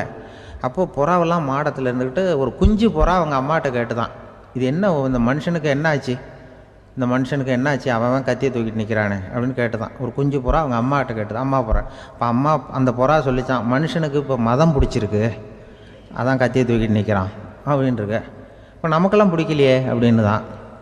அப்போ அந்த புறா சொல்லித்தான், அந்த பாருமா, நாம் இந்த சிவன் கோயிலில் இருந்தாலும் நமக்கு புறான்னு தான் பேர், இந்த மாதா கோயிலுக்கு போனாலும் நமக்கு புறான்னு தான் பேர், பள்ளிவாசலுக்கு போனாலும் நமக்கு புறான்னு தான் பேர். அந்த மனுஷன் அப்படி இல்லை. அவன் இங்கே இருக்கிற வரைக்கும் இந்துன்னு சொல்லுவான், அங்கே மாதா கோயில் இருந்தான்னா கிறிஸ்தவன்னு சொல்லுவான், பள்ளிவாசலில் இருந்தான்னா முஸ்லீம்னு சொல்லுவான். அப்போ குஞ்சு புறா அது என்ன இப்படி பண்ணுறாங்க மனுஷங்க, இப்போ அவங்கள விட நம்ம வசதி போல் இருக்க, நம்ம தேவலாம் போல் இருக்க அப்படின்னு தான் அந்த குஞ்சு புறா. அப்போ அந்த தாய் புறா சொல்லித்தான், உண்மை தான், அதனால தான் நம்ம மேலான இடத்துல இருக்கிறோம், அவன் கீழே நிற்கிறான் இன்னமும் அப்படின்னு சொல்லித்தான். இதுதான் அந்த குடும்பம்ங்கிறது, சமுதாயங்கிறது ஒரு பெரிய குடும்பம். அது இந்த புறாக்கிட்டேருந்து மனுஷன் கற்றுக்க வேண்டியிருக்கு. அப்படி இருக்குது இன்றைக்கி மனுஷனுடைய நிலைமை.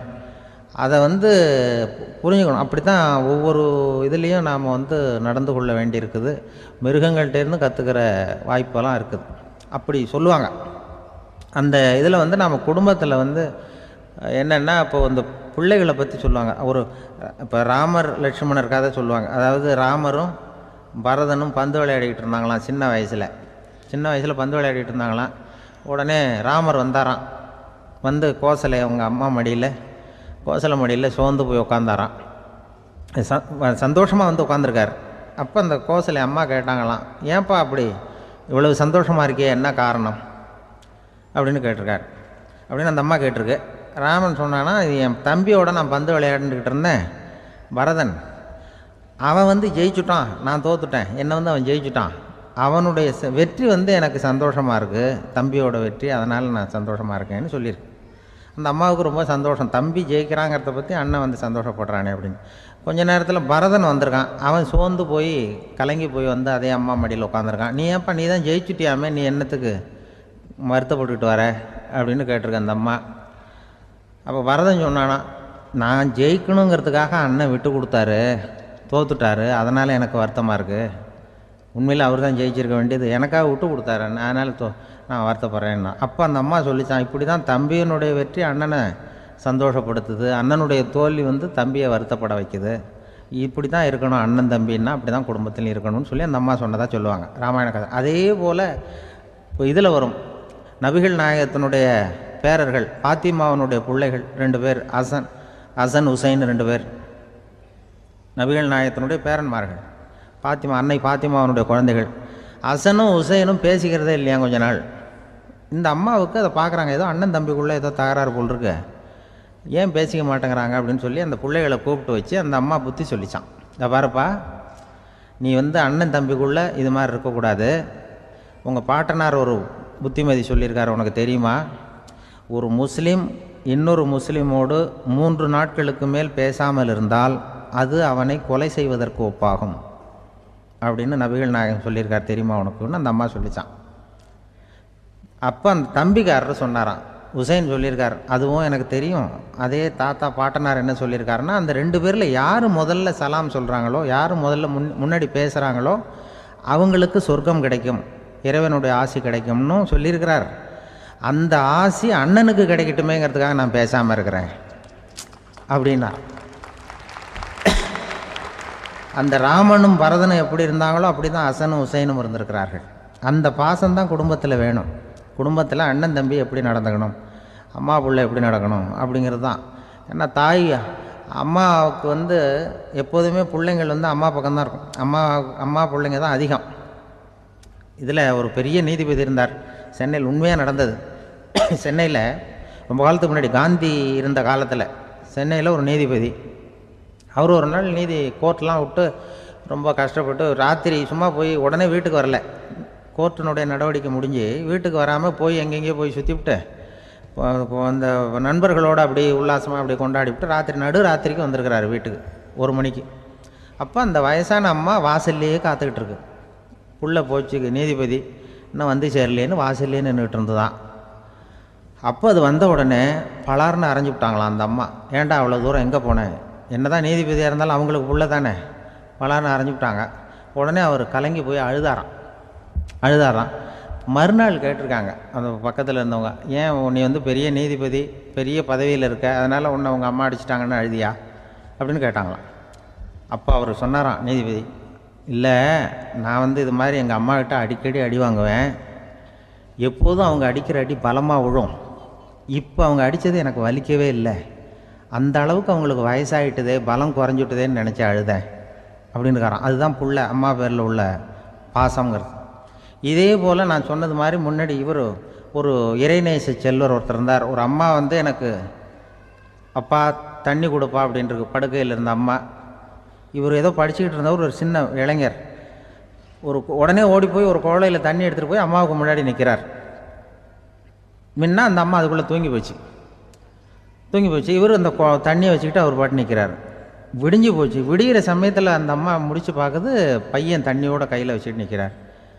ஏம்மா என்னப்பா நீ ராத்திரி பூரா தண்ணியோடு நின்றுட்டு இருக்கிறியா எனக்கா அப்படின்னு. அப்பா அவர் சொன்னாராம், ஆமாம்மா ராத்திரி தண்ணி தாகமாக இருக்குன்னு கேட்டிங்க, உடனே தண்ணி கொண்டு வந்துட்டேன். ஓடி வந்து பார்க்கும்பொழுது நீங்கள் தூங்கிக்கிட்டு இருந்தீங்க. தூங்கிட்டு இருக்கும்பொழுது உங்களை எழுப்ப வேண்டாம், தூக்கத்தை கெடுக்க வேண்டாம்னு நான் நினச்சேன், அதனால் எழுப்பலை. தூக்கம் முழிக்கிற சமயத்தில் உடனே தாகமாக இருக்கும், தண்ணி குடிக்கணும்னு ஆசைப்படுவீங்க, அதனால் தண்ணியை பக்கத்துலேயே வச்சுட்டு நிற்கிறேன் அப்படின்னு அந்த இளைஞர் சொன்னாராம். அப்படியே கட்டி பிடிச்சிட்டு நீ பிற்காலத்தில் பெரிய அறிஞராக வருவேன்னு சொல்லி அந்த அம்மா வரணும்னு சொல்லி இறைவனை வேண்டாங்களாம். அவர் தான் இஸ்லாமிய மார்க்கத்தில், தீன் மார்க்கத்தில் பெரிய ஆளானது. அதாவது ஷர்புதீன் யாஹ்யான்னு ஒருத்தர், அவர் பெரிய இஸ்லாமிய பேரறிஞராக வந்தார். இப்படி அம்மா பேரில் பாசமாக உள்ளவங்கள்லாம் இருந்தாங்க நிறையா. அப்படி அந்த குடும்பத்தில் வந்து அந்த பாசம் நேசம் எவ்வளவு இருக்கோ அவ்வளவுக்கு அவர்கள் உயர்வார்கள்ங்கிறது தான் நம்முடைய பெரிய இதெல்லாம் பெரியவங்கள்லாம் சொல்லியிருக்கிறது அதுதான். அதனால தான் அந்த கணவனுடைய பங்கு என்ன, மனைவியினுடைய பங்கு என்ன, பிள்ளைகளுடைய பங்கு என்னங்கிறத பற்றி ரொம்ப விவரமாக சொல்கிறதுக்காக தான் அதை பற்றி நாம் சிந்திக்க வேண்டிய நேரம் இதுங்கிறதுனால தான். கணவனுக்கு வந்து இது வந்துடக்கூடாது, அதாவது கோபம் வரக்கூடாது, நிதானம் வேணும் அப்படின்லாம் சொல்லுவாங்க. நிதானம், கணவன் வந்து கோபப்படக்கூடாதுமா.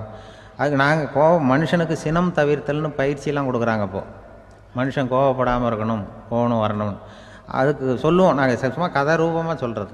அங்கே வேதாத்திரி மகரிஷின்னு இருக்கார், அவர் இதில் வந்து சினம் தவிர்த்தல்னு பயிற்சியை கொடுப்பாங்க. குடும்ப தலைவர்கள் பெரியவங்கள்லாம் வந்து அந்த பயிற்சியை எடுத்துக்கணும். என்னை கூப்பிட்டாங்க ஒரு தரம், சினம் தவிர்த்தல்னு ஒரு பயிற்சி கொடுக்குறோம், அதில் நீ வந்து பேசுன்னாங்க. நான் சொன்னேன், நான் பயிற்சிக்கு வேணா வரேன், என்னை பேச வேண்டாம் சார், நான் வந்து பயிற்சி கற்றுக்கிறேன். என்ன இல்லை நீ அதெல்லாம் பயிற்சி நாங்கள் கொடுக்குறோம், நீ உனக்கு என்ன தெரியுமோ சொல்லு, மனுஷன் கோவப்படாமல் இருக்கணும், அதுக்கு ஏதாவது வழி சொல்லிட்டு போ அப்படின்னு கூப்பிட்டாங்க. சரின்ட்டு போனேன். போய் அங்கே போய் நான் சொன்னேன், இது மாதிரி எனக்கு தெரிஞ்சது ஒரு கதை மாதிரி சொன்னேன். மீனம்பாக்கம் ஏர்போர்ட், அங்கே ஜப்பானுக்கு போக வேண்டிய ஒரு பிரயாணி லக்கேஜோடு நிற்கிறார் நிறையா. இதை வாங்கி பிளேனில் ஏற்றக்கூடிய ஒரு தொழிலாளி அவர்கிட்ட ஒரு சண்டை போடுறார், அடிக்க போகிறார், திட்டுறாரு, கண்டாமலான்னு திட்டுறார். அவர் இதை ஒருத்தர் பார்த்துக்கிட்டே இருக்கார். அந்த சினம் தவிர்த்தல் பயிற்சி கொடுக்குற பேராசிரியர் ஒருத்தர் பார்த்துக்கிட்டே இருக்கார். இது எப்படி இவன் இந்த ஆள் அவ்வளவு கோபமாக அடிக்க போகிறான், திட்டுறான் அந்த பெரிய மனுஷன், இவர் பதிலுக்கு அவர் திட்டவே இல்லையே. அந்த தொழிலாளி சிரிச்சுக்கிட்டே சரி சார் சரி சார் அப்படின்னுட்டே இருக்கான். இவர் லக்கேஜை வாங்கி பிளேனில் ஏற்றுற தொழிலாளி இப்போ கண்ணாவன அடிக்க போகிறான், திட்டுறான், முகம் செவந்து போச்சு. இவருக்கு என்ன ஆச்சரியம்னா, இந்த ஆள் இவ்வளவு கோவப்படுறான், அதை வாங்கி அந்த தொழிலாளி கொஞ்சம் கூட முகத்தில் கோபமே படலையே, சிரித்த முகத்தோடு இருக்கானே, இவன் வந்து நமக்கு பயிற்சி வகுப்பு எடுக்கலாம் போல இருக்க அப்படின்னு இவர் நினச்சிட்டார். ரொம்ப நேரம் அவர் கத்திக்கிட்டு இருந்தார். சரி சார் சரி சார்ன்ட்டு அதை வாங்கிட்டு அவர் போயிட்டார். போனதுக்கப்புறம் இவர் இந்த ஆள் அப்புறம் பிளேன் வந்தது, ஏறி அவர் போயிட்டார், ஜப்பானுக்கு போயிட்டார். அதுக்கப்புறம் இந்த சினம் தவிர்த்தல் பேராசிரியர் ஓடி போய் அந்த தொழிலாளியை பிடிச்சி கொண்டு வந்தார். இந்த பாருப்பா, நான் வந்து காலையிலேருந்து பார்த்துக்கிட்டு இருக்கேன், அந்த ஆள் உன்னை அடிக்க வந்தான், திட்ட வந்தான், இவ்வளவு கோவப்படுறான், உனக்கு பதிலுக்கு நீ கோவமே படலையே, உனக்கு கோவமே வராதா, அது எப்படி நீ சினம் தவிர்க்கிறது, எப்படி உனக்கு கோவமே வரலையா அப்படின்னு கேட்டிருக்கார். அப்போ அந்த தொழிலாளி சொன்னாராம், அப்படி இல்லை சார், மனுஷன்னு பிறந்தால் கோவம் படாமல் இருக்க முடியாது, எல்லாருக்கும் கோவம் வரும், அது அவங்கவுங்க வழியில் டீல் பண்ணுவாங்க, நான் அதை என் வழியில் டீல் பண்ணேன், அவ்வளோதான். அப்போ அவர் திட்டும் பொழுது உனக்கு கோபம் வந்தது தானே? வந்தது சார். அப்போ அது எப்படி டீல் பண்ணேன்னு கேட்டிருக்கார். அப்போ இவன் சொன்னான், நான் ஒன்றும் இல்லை சார், அந்த பிரயாணி வந்து இப்போ ஜப்பானுக்கு போயிட்டுருக்கார், அவர் லக்கேஜெலாம் அமெரிக்கா போயிட்டுருக்கு,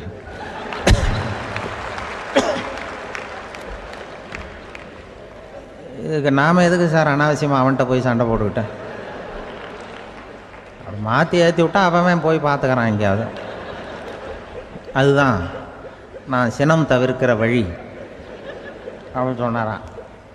உடனே இதை தான் எனக்கு தெரிஞ்சது கோபம் வராமல் இருக்கிறதுன்னு அங்கே பேசினேன் அந்த கூட்டத்தில்.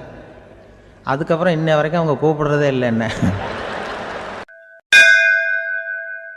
மார்கழி திங்கள் மதி நிறைந்த நன்னாளால் நீராடப் போதுவீர் போதுமினோ நேரிழையீர் சீர்மல்கும் மாய்பாடி செல்வச் சிறுமீர்கள் கூர்வேல் கொடும் தொடிலன் நந்தகோபன் குமரன் ஏறார்ந்த கண்ணி யசோதை இளம் சிங்கம் கார்மேனிச் செங்கண் கதிர் மதியம் போல் முகத்தான் நாராயணனே நமக்கே பறை தருவான் பாரோர் புகழப் படிந்தேலோர் எம்பாவாய். முதல் பாசுரம். இதனுடைய பொருளை முதலில் சுருக்கமாக பார்த்துவிட்டு பிறகு நாம் விரிவாக சிந்திப்பது பொருத்தம் என்று கருதி உரை முதலில் சொல்லிவிடுகிறேன். நேரிழையீர் சிறந்த ஆபரணங்களை அணிந்த பெண்களே, வளம் நிறைந்த திரு ஆயர்பாடியின் செல்வச் சிறுமியர்களாகிய நாம் காத்திருந்த மார்கழி மாதம், பூரண சந்திரனுடன் கூடிய பௌர்ணமி நன்னாள், நாம் அனைவரும் கூடி மார்கழி நீராட்டத்தில் கலந்து கொள்ள வேண்டாமா? நீராட விருப்பமுடையவர்கள் அனைவரும் வாருங்கள் வாருங்கள். கூர்மையான வேலாயுதத்தை கைகளில் கொண்டவனும் கொடிய போர்த்தொழிலில் வல்லவனுமான நந்தகோபரின் திருமகன் கண்ணன், அழகிய கண்களை உடைய யசோதைக்கு வாய்த்த சிங்கக்குட்டி போன்றவன், மேக நிறத்தவன், சிவந்த கண்களை உடையவன், அவனது கண்கள் சூரியன் போன்றும் சந்திரன் போன்றும் ஒளி வீசக்கூடியவை, அவன் நாராயணன். அவன் நிச்சயம் நமக்கு நோன்பின் பலனை, அதாவது பறை அருள்வான். அதன் பயனாக உலகம் நம்மை புகழும். வாருங்கள் நீராட என்று அழைப்பதாக அமைந்திருக்கிற முதல் பாடல் இந்த பாடல். மார்கழி திங்கள் மதி நிறைந்த நன்னாளால் என்று சிறந்த மார்கழி மாதத்திலே பௌர்ணமி நல்ல நாளிலே இந்த நோன்பு தொடங்குகிறது என்று தொடங்குகிறாள். எதை தொடங்குவதற்கும் நல்ல காலம் வாய்ப்பது என்பது பெரிய காரியம். அதிலும் இறைவனை வணங்குவதற்கு எந்த நாள் தொடங்குகிறதோ அந்த நாள் நல்ல நாள். திங்கள் என்ற சொல்லினாலே பௌர்ணமியை குறிப்பது வழக்கம், முழு நிலவை குறிப்பது வழக்கம். ஆனால் பழைய காலத்தில் காலக்கணக்கு என்பதே பௌர்ணமி நிலவை அடிப்படையாக வைத்து சாந்திராயன மாதக்கணக்கு தொடங்கியமையினால் பௌர்ணமி எப்போதும் மாதத்தின் தொடக்கமாக கருதப்பட்டது. இந்த மார்கழி மாதம் கொண்டாடத்தக்க ஒரு காலம். பல காரணங்கள். இதமான குளிர், அளவான பனி, செழுமையான மழை பெய்து எல்லா இடத்திலும் நீர் வளம் நிரம்பி இருக்கிற ஒரு காலம், மழை முடிந்து விளைச்சல் தொடங்கி இருக்கிற ஒரு காலம், கறவைகள் நிறைய பால் கொடுக்கிற ஒரு பொற்காலம். அப்பொழுது ஆயர்பாடியில் மக்கள் மகிழ்வதில் என்ன வித்தியாசம் இருக்கிறது? அரசர்கள் கூட திக்விஜயத்திற்கு தேர்ந்தெடுத்து கொள்ளுகிற காலம் மார்கழி மாதம். எனவே அந்த மார்கழியை கொண்டாடினார்கள். அது மட்டும் அல்ல, இது ஒரு வெறும் இலக்கியம் அல்ல, ஞான நூல். ஒரு நாளை நாம் பகல் இரவு என்று பிரித்து அதில் பிரம்ம முகூர்த்தம் என்று சிற்றம் சிறுகாலைக்கு முந்திய நேரத்தை கொண்டாடுகிறோம். அப்படி ஒரு வருடமே தேவர்களுக்கு நாளாக மாறுகிற காலத்தில் மார்கழி தேவர்களின் விடியலாய் பிரம்ம முகூர்த்தமாய் கருதப்படுகிறது. மனதை மயக்கும் அந்த மாதத்தில் காற்று மண்டலம் மாசுபடாமல் இருக்கிறது. உடலும் உள்ளமும் புத்துணர்ச்சி உடையதாக விளம்புகிறது. சரியாக சொல்வதென்று சொன்னால் உலகம் தன்னை புதுப்பித்துக் கொள்ளும் பொற்காலம். உலகம் தன்னை புதுப்பித்துக் கொள்ளும் பொற்காலம். அந்நேரத்தில் நாம் நம்மை புதுப்பித்துக் கொள்ளுவதற்குத்தான் மார்கழியில் நோன்பு. மார்கழி திங்கள் மதி நிறைந்த நன்னாளால். மார்கழியை மனிதர்கள் மட்டும் கொண்டாடுவதில்லை. நான் மாதங்களில் மார்கழி என்று கீதையில் கண்ணன் தன்னை மார்கழியாகவே அடையாளம் காணுகிறார். மதி நிறைந்த நன்னாள் என்றாள். ஒரு சின்ன குறிப்பு இருக்கிறது. மதி நிறையும் போது மதி குறையும். என்ன? மதி நிறையும் போது மதி குறையும். பௌர்ணமி நாளில் சில பேருடைய மதி பாதிக்கப்படும். ஆங்கிலத்தில் லுனார் என்ற சொல்லும் லுனாட்டிக் என்ற சொல்லும் ஒன்றுக்கொன்று தொடர்புடையவை. உணர்ச்சி மேலோங்குவதால் மனம் தடுமாறுகிற காலம் மதி நிறைகிற காலம். நாம் உணர்ச்சியை வென்று அறிவை கொண்டு இறைவனை அடைய வேண்டும் என்பதற்காக அந்த மாதம் கொண்டாடப்படுகிறது. மார்கழி மாதத்தின் பௌர்ணமி கொண்டாடப்படுகிறது. மூன்த் என்ற சொல்லும் மந்த் என்ற சொல்லும் ஒன்றிலிருந்து ஒன்று அடிப்படையாக பிறந்தது என்று ஆங்கிலத்திலே ஒரு கணக்கு உண்டு. எனவே மார்கழியை கொண்டாடி அதில் பௌர்ணமியை கொண்டாடுகிறார்கள். ஒரு பெரிய அழகு, இவர்கள் நாள் பார்த்து தொடங்கினார்களோ இல்லையோ, நல்லது தொடங்கும் போது நாள் தானே வாய்க்கிறது.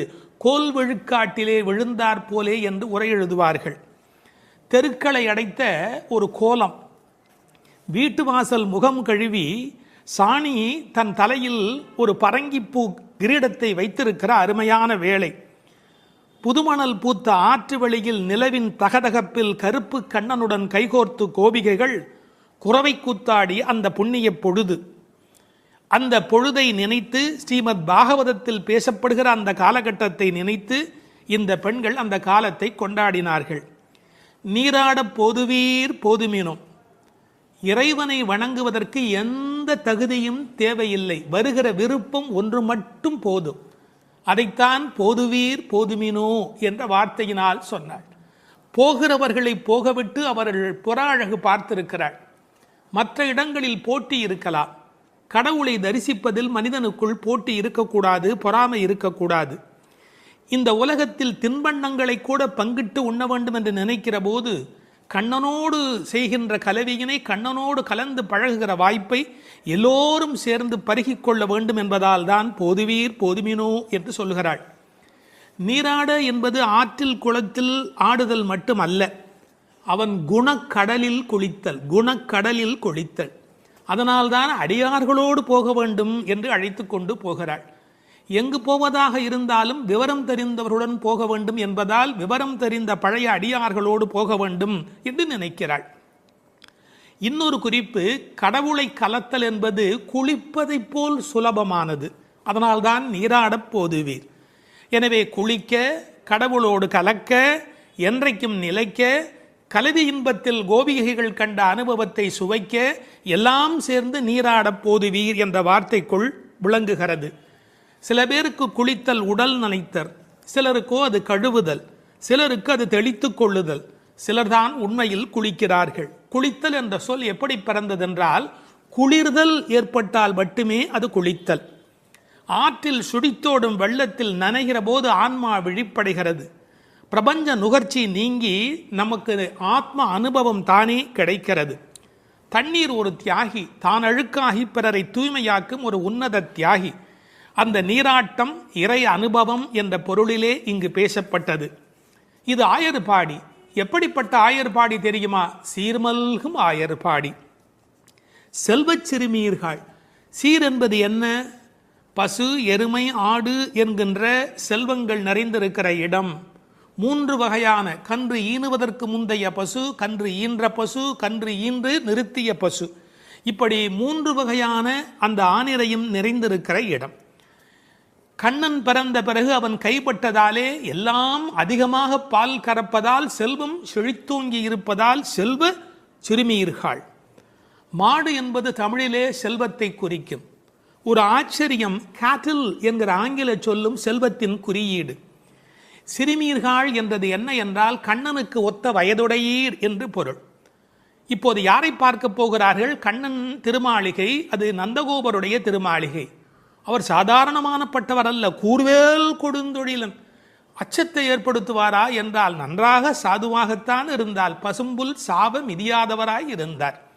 ஆனால் கண்ணனுக்கு தொடர்ந்து அசுரர்களால் துன்பம் வந்த காரணத்தினாலே எப்போதும் கையில் வேலோடு போருக்கு தயாராக இருப்பதைப் போல் இருக்கிற கூர்வேல் கொடும் தொழிலன் நந்தகோபன். அவன் குமரன், அடங்கி ஒடுங்கி இருக்கிற அழகான அப்பாவிடத்தில் அடக்கமான பிள்ளை. ஏறானந்த கண்ணி யசோதை இளம் சிங்கம். அவள் கண்ணுக்கு அழகு எப்படி வந்து சேர்ந்தது? அழகு, எழுச்சி, இளமை இவையுடைய கண்ணாக அவள் விளங்குகின்றாளே, எங்கிருந்து வந்தது? கண்ணனையே வைத்த கண் வாங்காமல் பார்த்து கண்ணனை கண்ணில் குடியேற்றியதால் வந்த அழகு. ஒரு நல்ல மகனை பெற்றால் தாய் தந்தைக்கு எத்தனை புகழ் பாருங்கள். ஒரு ஆழ்வார் அனுபவிக்கிறார், அழுகையும் அஞ்சினோக்கும் மண்ணோக்கும் தொழுகையும் இவை கண்ட கண்ணீரே என்று அந்த யசோதையின் கண்கள் கொண்டாடப்படுகின்றன. அங்கு இளம் சிறுமி என்ற வார்த்தையை பயன்படுத்தினாள், இங்கு யசோதை இளம் சிங்கம் என்று சொல்லுகிறாள். அப்பாவிடத்தில் குமரன், ஆனால் தாயிடத்திலே எப்போதும் பிள்ளைகள் வம்பு செய்யும் இளம் சிங்கம். கார்மேனி செங்கண் கதிர்மதியம் போல் முகத்தான், கருப்பான உடல், அதில் சிவப்பான கண்கள். செங்கண் என்பதை சிவந்த என்று பொருள் கொள்வதை விட செம்மை என்று பொருள் கொண்டால் இன்னும் அழகு. கதிர்மதியம் போல் முகத்தார், ஒரு முகமே நிலவாகவும் சூரியனாகவும் எப்படி இருக்க முடியும்? முடியும். நீங்கள் நன்றாக நரசிம்மாவதாரத்தை உற்று நோக்கினால், எதிரியான இரண்யகசிபுவை நெருப்பையழ பார்த்தவன் பக்கத்தில் இருக்கிற பிரகலாதனை அன்பு கனிய பார்க்கிறான். ஒரே நேரத்தில் சந்திரனாய், ஒரே நேரத்தில் சூரியனாய் நரசிங்க பெருமாள் இருக்கிறார். சிங்கமே இருக்கும் என்றால் இந்த மற்றைய பெருமானுடைய கருணையினை என்ன என்று சொல்வது? எனவே கதிர்மதியம் போல் முகத்தார். முதல் பாட்டிலேயே நாராயண மகாமந்திரத்தை உச்சரித்து, நாராயணனே ஒரே பரம்பொருள் நமக்கே வரை தருவான். அந்த நமக்கே என்பதில் கவலைப்படாதீர்கள், நமக்கு நிச்சயம். பறை என்பது தோல் கருவியாக அடையாளப்படுத்தப்பட்டாலும் புருஷார்த்தங்களை குறிப்பது, அடைய வேண்டிய எல்லா நிறைவையும் தருவது. பாரோர் புகழப் படிந்தேலோர் எம்பாவாய். இந்த ஊர் புகழும், உலக நலனுக்கு மழை கிடைக்கும், நம்மையும் எல்லோரும் புகழ்வார்கள். படிந்தேலோர், நீரில் நன்கு படிந்து வாருங்கள் என்று அழைக்கிறாள். இது முதல் பாட்டின் பொருள். செய்ய வேண்டியவற்றையும் விலக்க வேண்டியவற்றையும் சொல்லுகிற இரண்டாம் பாடல். வையத்து வாழ்வீர்கள் நாமும் நம் பாவைக்குச் செய்யும் கெரிசைகள் கேளீரோ. பார்க்கடலுள் பையத்துயின்ற பரமன் அடிபாடி நெய்யுண்ணோம் பாலுண்ணோம் நாட்காலே நீராடி மையிட்டெழுதோம் மலர் இட்டு நாம் முடியோம் செய்யாதன செய்யோம் தீக்குறளைச் சென்றோதோம் ஐயமும் பிச்சையும் ஆம்தனையும் கைகாட்டி உய்யுமாறு எண்ணி உகந்தேலோர் எம்பாவாய். பாடலின் பொருள்: இந்த உலகத்தில் வாழும் பேறு பெற்றவர்களே, நாம் நமது இந்த பாவை நோன்புக்கென கைக்கொள்ளும் முறைகளை கேட்டுக்கொள்ளுங்கள். திருப்பார்க்கடலில் யோக நித்திரை புரிகின்ற எம்பெருமானின் திருவடிகளை புகழ்ந்து பாடுவோம். நெய், பால் என்று நாவிற்கு ருசியான பண்டங்களை தேடி நாம் ஓடமாட்டோம், உண்ணமாட்டோம். விடியற்காலையில் நீராடுவோம். உடலை அலங்குபடுத்திக் கொள்ளுகிற கண்ணுக்கு மையிடுதல், கூந்தலுக்கு மலரால் அலங்காரம் செய்து கொள்ளுதல் ஆகிய அழகு செய்யும் செயல்களை ஒதுக்கி வைப்போம். செய்யத்தகாதன என்று விலக்கப்பட்ட செயல்களை ஒருபோதும் செய்ய மாட்டோம். கோள் சொல்லுதலை செய்ய மாட்டோம். முடிந்த அளவுக்கு தான தர்மங்கள் செய்வோம். உய்ந்து போவதற்கான வழியை நினைத்து மகிழ்ச்சியோடு இந்த நோன்பில் நாம் ஈடுபடுவோம் என்பது பாடலின் திரண்ட பொருள். வையத்து வாழ்வீர்கள் நாமும் நம் பாவைக்கு செய்யும் கெரிசைகள் கேளீரோ. வையத்து வாழ்வீர்கள். நான் ஒரு முரண் சொல்லட்டுமா? இந்த உலகத்தில் பல பேர் தனக்குள் மட்டும் வாழ்கிறார்கள். எப்படி? உச்சந்தலையிலிருந்து உள்ளங்காலுக்குள்ளாக அவர்கள் உலகமே முடிந்து விடுகிறது. தான் தான் தான் தான் என்று தன்னை பற்றி மட்டுமே கவலைப்படுகிறார்கள். தன்னில் மட்டுமே வாழ்கிறார்கள். ஆனால் இவர்கள் வையத்து வாழ்வீர்கள். அதாவது ஊரும் உலகும் நன்மை பெற வேண்டும் என்ற நல்லெண்ணத்தோடு வாழ்கிறார்கள். நாம் பிரபஞ்சத்தோடு பின்னப்பட்டிருக்கிறவர்கள் என்கிற எண்ணத்தோடு இந்த வையத்தை பற்றிய கவலை உடையவர்கள். எனவே வையத்தில் வாழ்கிறவர்கள் வையத்து வாழ்வீர்கள். இந்த வையம் என்ற சொல்லின் மூலம் வையத்து வாழ்வாங்கு வாழ்தல் என்ற திருவள்ளுவர் நமக்கு நினைவூட்டப்படுகிறார். இதில் பாவை நோன்புக்குரிய கிரியைகள் இந்த பாடலில் பேசப்படுகின்றன. ஒரு லீடர்ஷிப் குவாலிட்டி என்கிற தலைமை பண்பு, டூஸ் அண்ட் டோன்ட்ஸ் என்ன என்பதை தன்னை பின்பற்றி வருகிறவர்களுக்கு தெளிவாக விளக்கிவிட வேண்டும். இந்த வையம் ஏன் பெருமையுடையது தெரியுமா? வைகுந்தத்திலே இருக்கிற பெருமான் கூட அங்கில்லாத ஒரு ஒளியோடு இந்த பூமிக்கு வந்து மக்களுக்கு அருள் புரிந்து கொண்டு இருக்கிறார். எனவே இந்த வையம் சிறப்புடையது. இந்த வையத்து வாழுகின்ற இளம் பெண்களே, நாம் நம் பாவைக்கு, இந்த பாவை நோன்புக்கு மண்ணிலே ஒரு பாவை பிம்பத்தை பிடித்து அதற்கு இந்த நோன்பு நடத்துவதாலே இதற்கு பாவை நோன்பு என்று பெயர் வந்தது. நாமும் நம் பாவைக்கு இந்த நோன்பிலே நாம் செய்யும் கிரிசைகள் கேளீரோ. ஏன் வையத்தை வாழ்த்துகிறாள்? ஆயர்பாடியிலே வயது போனவர்கள் எல்லாம் கிருஷ்ணனோடு சேர ஒட்டாதபடி அப்போது தடுத்திருந்தார்கள். இப்போது அனுமதி கொடுத்திருப்பதாலே அவர்களை வாழ்த்துகிறாள் என்று எடுத்துக்கொள்ளலாம். என்ன கிரிசைகள், செய்யும் கிரிசைகள்? இது அபிசார ஹோமத்தை போல் பிறரை அழிப்பதற்கான ஒரு முயற்சி அல்ல, வாழச் செய்யும் நோன்பு. இதில் நீங்கள் காது கொடுத்து கேட்பதே இன்பம். இது பெருமானுடைய பெருமையினை நீங்கள் காது கொடுத்து கேட்பதே பெருமை.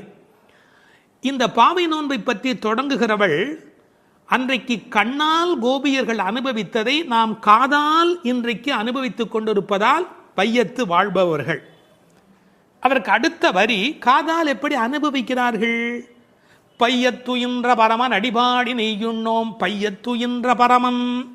இந்த பைய என்று சொல் இருக்கிறதே, பொதுவாக தமிழிலே எல்லாருக்கும் புரியும் என்று சொல்ல முடியாது. பாண்டி நாட்டு வார்த்தை. தமிழ்நாட்டிலே மதுரைக்கு அப்புறமாக தெற்கு புறத்துக்கு நீங்கள் போனால்தான் பைய என்ற வார்த்தையை கேட்கலாம். யாராவது வந்தால் பைய வாங்க, பைய இருங்க, பைய போலாமே, பைய மெதுவா அப்படின்னு. அவர் எப்படி படுத்திருக்கிறாராம் பாம்பில், பாம்புக்கு நோகுமோ தனக்கு நோகுமோ அப்படின்னு பட்டும் படாமலும் படுத்திருக்கிறாராம். சரியா சொல்றதா இருந்தால் தூங்காமல் தூங்கி கொண்டு இருக்கிறாராம். ஏன்? அது யோக நித்திரை, அரிதுயில் அல்லவா? காரணம், முழுமுதற் பொருளாகிய நாராயணன் உறங்கிவிட்டால் இந்த உலகம் என்னாகும்? கூப்பீடு கேட்கும் இடமாக அந்த பார்க்கடலுள் வந்து அவன் படுத்து கிடக்கிறான். பின்னாலே சொல்ல போகிற பல விஷயங்கள் முக்கியம் என்றாலும் கூட இந்த பாம்பேடில் படுத்திருப்பது என்பது ஒரு தனித்த சிறப்பு. ஆழ்வார்கள் அனுபவித்த ஒரு திருக்கோலம். கிடந்ததோர் கிடக்கை கண்டும் எங்கனம் மறந்து வாழ்கேன். தொண்டரடி பொடியாழ்வார் சொல்கிறார். ஆஹா, இப்படி படுத்திருக்கிற இந்த காட்சி, அரங்கனுடைய காட்சியை நான் எங்கே போய் வேறு இடத்திலே பார்ப்பேன்? தூங்காமல் தூங்கிக் கொண்டிருக்கிறார். உறங்குவான் போல் யோகு செய்த பெருமான். அவன் அடி பாடி, இதுதான் நூலின் பயனே, பரமனுடைய அடியினை பாடி. இதை எப்படி விளக்குகிறாள்? பின்னாலே சொல்லுகிறாள், பொற்றாமரை அடி போற்றும் பொருள் கேளாய் என்று பேசுகிறாள். நீங்கள் என்னென்ன பாடல், யார் யார் எப்படி பாடுகிறார்கள் என்று பார்த்தால், இது பாடுதல் என்பதற்கு உரிய வார்த்தைகள் அவள் பயன்படுத்தி காட்டுகிறாள். உத்தமன் பேர் பாடி, வாயினால் பாடி, கேசவனை பாடவும். நான் பின்னால் வருகிற பாடல் வரிகளையும் சொல்லிக்கொண்டே வருகிறேன், கவனமாக கேளுங்கள். உத்தமன் பேர் பாடி, வாயினால் பாடி, கேசவனை பாடவும், பாடிப்பறை கொண்டு முகில்வண்ணன் பேர் பாட, வனத்துக்கு இனியானை பாடவும், கீர்த்திமை பாடி, பங்கைய கண்ணனை பாடேலோர் எம்பாவாய், மாயனை பாடேலோர் எம்பாவாய், துயில் எழப் பாடுவான் உன் மைத்துனன் பேர் பாட, திருத்தக்க செல்வமும் சேவகமும் யாம் பாடி, கோவிந்தா உன் தன்னை இப்படி எத்தனை இடங்கள்ல இந்த திருப்பாவையில் மட்டுமே பாடி என்கிற வார்த்தை வருகிறது. எனவே நோக்கமே பையத்துயின்ற பரமன் அடிபாடி, நெய்யுண்ணோம் பாலுண்ணோம். ரொம்ப அழகான ஒரு வார்த்தை. ஆயர்பாடியிலே எங்கு போனாலும் செழித்து கிடப்பது நெய்யும் பாலும். அதை உண்ண மாட்டோம் என்று சொன்னால் விரத காலங்களில் இவற்றை உண்ணுவதில்லை என்பது வெளிப்படையான பொருள். நெய், பால், இதை உண்ணாமல் இருப்பதற்கு இன்னொரு ரசமான காரணம் ஒன்று உண்டு. இப்போ நமக்கு ஒருவர் மீது பிரியம் இருக்கிறது என்று வைத்துக் கொள்ளுங்கள், அவர்களுக்கு ஒரு பொருள் மீது பிரியம் இருக்கிறது என்று வைத்துக் கொள்ளுங்கள். அதை யாராவது நமக்கு கொண்டு வந்து கொடுத்தால் சாப்பிட மாட்டோம். ஏன்? நாம் ரொம்ப நேசிக்கிற ஒரு குழந்தை, அதற்கு அல்வா பிடிக்கும், அல்வா கொண்டாந்து கொடுத்தா என்ன சொல்லுவோம்? என் பேரனுக்கு பிடிக்குமே, நான் எப்படி சாப்பிட்றது? வரட்டும், இப்போ வரட்டும், வந்ததுக்கப்புறம் அவனுக்கு கொடுக்கலாம். இந்த நெய்யும் பாலும் கண்ணனுக்கு பிடிக்கும், கண்ணனை இவர்களுக்கு பிடிக்கும், தனக்கு பிடித்த கண்ணனுக்கு பிடித்த நெய்யும் பாலும் அவனுக்கு, அதனால் நெய்யுண்ணோம் பாலுண்ணோம் என்ற ஒரு அனுபவத்தையும் நாம் பார்க்கலாம். தமிழிலே நெய்யும் பாலும் உண்ணுதல் என்று சொல்வார்களா? பருகுதல், தின்னுதல், உண்ணுதல், நக்குதல் என்று சொல்லுண்டு. அதில் நெய் பருகுதல், அதை விட்டு யாரும் நெய் குடியோம் பால் குடியோம் என்று எழுதியிருக்க வேணும். ஆனால் உண்ணோம் என்று சொல்லுகிறார்களே, அதற்கு உரை எழுதியவர்கள் சொன்னார்கள், இவர்களுக்கு என்ன தமிழ் இலக்கண இலக்கியம் தெரியும்? ஆயர்பாடியிலே வாழுகிற பெண் அல்லவா, எனவே அந்த குலத்திற்கு ஏற்ப பேசிவிட்டார்கள் என்று ஒரு நயம் சொன்னார்கள். ஆனால் இன்னொரு சிறப்பு இருக்கிறது. உண்ணோம் என்று சொன்னால் நம்மூரிலே வேண்டுமானால் பாலும் நெய்யும் தண்ணீராக இருக்கலாம், ஆயர்பாடியில் கொழுத்து செழித்த காரணத்தால் அது உண்ணத்தகுந்த அளவுக்கு கெட்டியாக இருக்கிறது என்று கொள்ளலாம். இப்படி இவற்றை செய்ய மாட்டோம். நெய்யுண்ணோம் பாலுண்ணோம், நாட்காலே நீராடி, மையிட்டு எழுதோம் மலர்கிட்டு நாம் முடியும். உடலுக்கு ஒப்பனை செய்து கொள்வது என்பது உலக நன்மைக்காக, உலக வாழ்வுக்காக. அத்தகைய காரியங்களை நாங்கள் செய்ய மாட்டோம். காரணம், இது உள்ளத்தை அலங்காரம் செய்கிற காலம். புறம் சுவர் கோலம் செய்து என்று தொண்டரடி பொடியாழ்வார் சொல்வார். இந்த வெளியில் வேஷம் போட்டு எவ்வளவு காலம் இந்த உடம்பையே பாதுகாப்பது? அதனால் விரத காலத்தில் இத்தகைய கவர்ச்சிகளை எல்லாம் விட்டுவிட்டு, ஏனென்றால் அலங்காரம் செய்து கொண்டால் பிறரது கவனம் நம்மீது குவியும், அது அவர்களது வழிபாட்டை குறைக்கும். அதனால் மையிட்டு எழுதோம் மலரிட்டு நாம் முடியும். வாசனை பூ கூட வைப்பது இல்லை. அதில் இன்னொரு பொருள் இருக்கிறது. மலரிட்டு நாம் முடியும் என்றால் காதலில் கண்ணன் வந்து முடித்து விட வேண்டுமே ஒழிய நாங்களாகவே பூ வைத்துக் கொள்வதா? நாம் முடியும் என்று கூட ஒரு பாவனையில் அர்த்தம் சொல்லலாம். செய்யாதன செய்யும், செய்யக்கூடாத காரியங்களை நாங்கள் செய்ய மாட்டோம். பெரியோர்களால் விலக்கப்பட்ட காரியங்களை. நமக்கு மற்றவர் என்ன செய்யக்கூடாது என்று நினைக்கிறோமோ அதை நாம் மற்றவருக்கு செய்யக்கூடாது. என்ன முக்கியம் தெரியுமா? தூய உள்ளமின்றி செய்யும் வழிபாடுகள் பயனற்றவை. கோள் மூட்டுதல், தீக்குறளை சென்று ஓதோம், பிறருக்கு தீங்கு செய்வது என்பது கொடுமையில் மிகப்பெரிய கொடுமை. கோள் சொல்லுதல் என்பது சப்தமில்லாமல் கடிக்கிற ஒரு பாம்பு போலே. கற்களால் ஒருவனை காயப்படுத்துவதை காட்டிலும் சொற்களால் காயப்படுத்துவது மன்னிக்க முடியாதது என்கிறார் திருவள்ளுவர். உயிரை மாய்ப்பதை விட ஒருவன் பெருமையை மாய்ப்பது பாவத்தில் பெரிய பாவம். எனவே தீக்குறளை சென்று ஓதோம். ஐயமும் பிக்ஷையும் ஆம்தனையும் கைகாட்டி. ஐயம் பிக்ஷை என்பது பிரம்மச்சாரிகளுக்கும் சன்னியாசிகளுக்கும் கொடுக்கிற அந்த பொருள் பிக்ஷை. ஐயம் என்பது இல்லறத்தாரும் பசித்து வருகிற போது கொடுப்பது. கேட்டவன் என்ன தகுதியில் இருக்கிறானோ அதற்கு ஏற்ப நாம் கொடுக்க வேண்டும். திருவள்ளுவர் செல்விருந்தோம்பி வருவிருந்து என்று ஒரு வார்த்தை எழுதுவார். செல்விருந்து என்றால் கேட்காமல் போகிறவன், அவனுக்கும் கொடுக்க வேண்டும். வருவிருந்து கேட்டு வருகிறவன். அப்படி ஐயமும் இட வேண்டும், பிக்ஷையும் இட வேண்டும். இதுபோல் கொடுக்கிற விஷயத்தில் பிறரை ஏவக்கூடாது. நாம் நம்முடைய கைகளாலே செய்ய வேண்டும். சில வீட்டில் தானம் போடுகிற போது குழந்தை கையில் கொடுத்து அரிசி போட சொல்வார்கள், கொஞ்சமாக போகுமே என்ற ஒரு எண்ணத்தினாலே. எனவே ஆம்தனையும் கைகாட்டி எவ்வளவு முடியுமோ அவ்வளவு நாம் இந்த உலகத்தில் கொடுப்பதற்கு கடமைப்பட்டிருக்கிறோம். இந்த உலகத்தில் கடவுள் செல்வத்தை உருவாக்கினார், மனிதன் வறுமையை உருவாக்கினான். எனவே கட்டாயத்தால் தருவதை தாண்டி கருணையினால் தருவதுதான் நோன்பினுடைய முழு பயனாக அமைய முடியும். ஐயமும் பிட்சையும் ஆம்தனையும் கைகாட்டி உய்யுமாறு எண்ணி உகந்தேலோர் எம்பாவாய். இதை உய்யும் ஆறு என்று பிரிப்பார்கள். உய்யுமாறு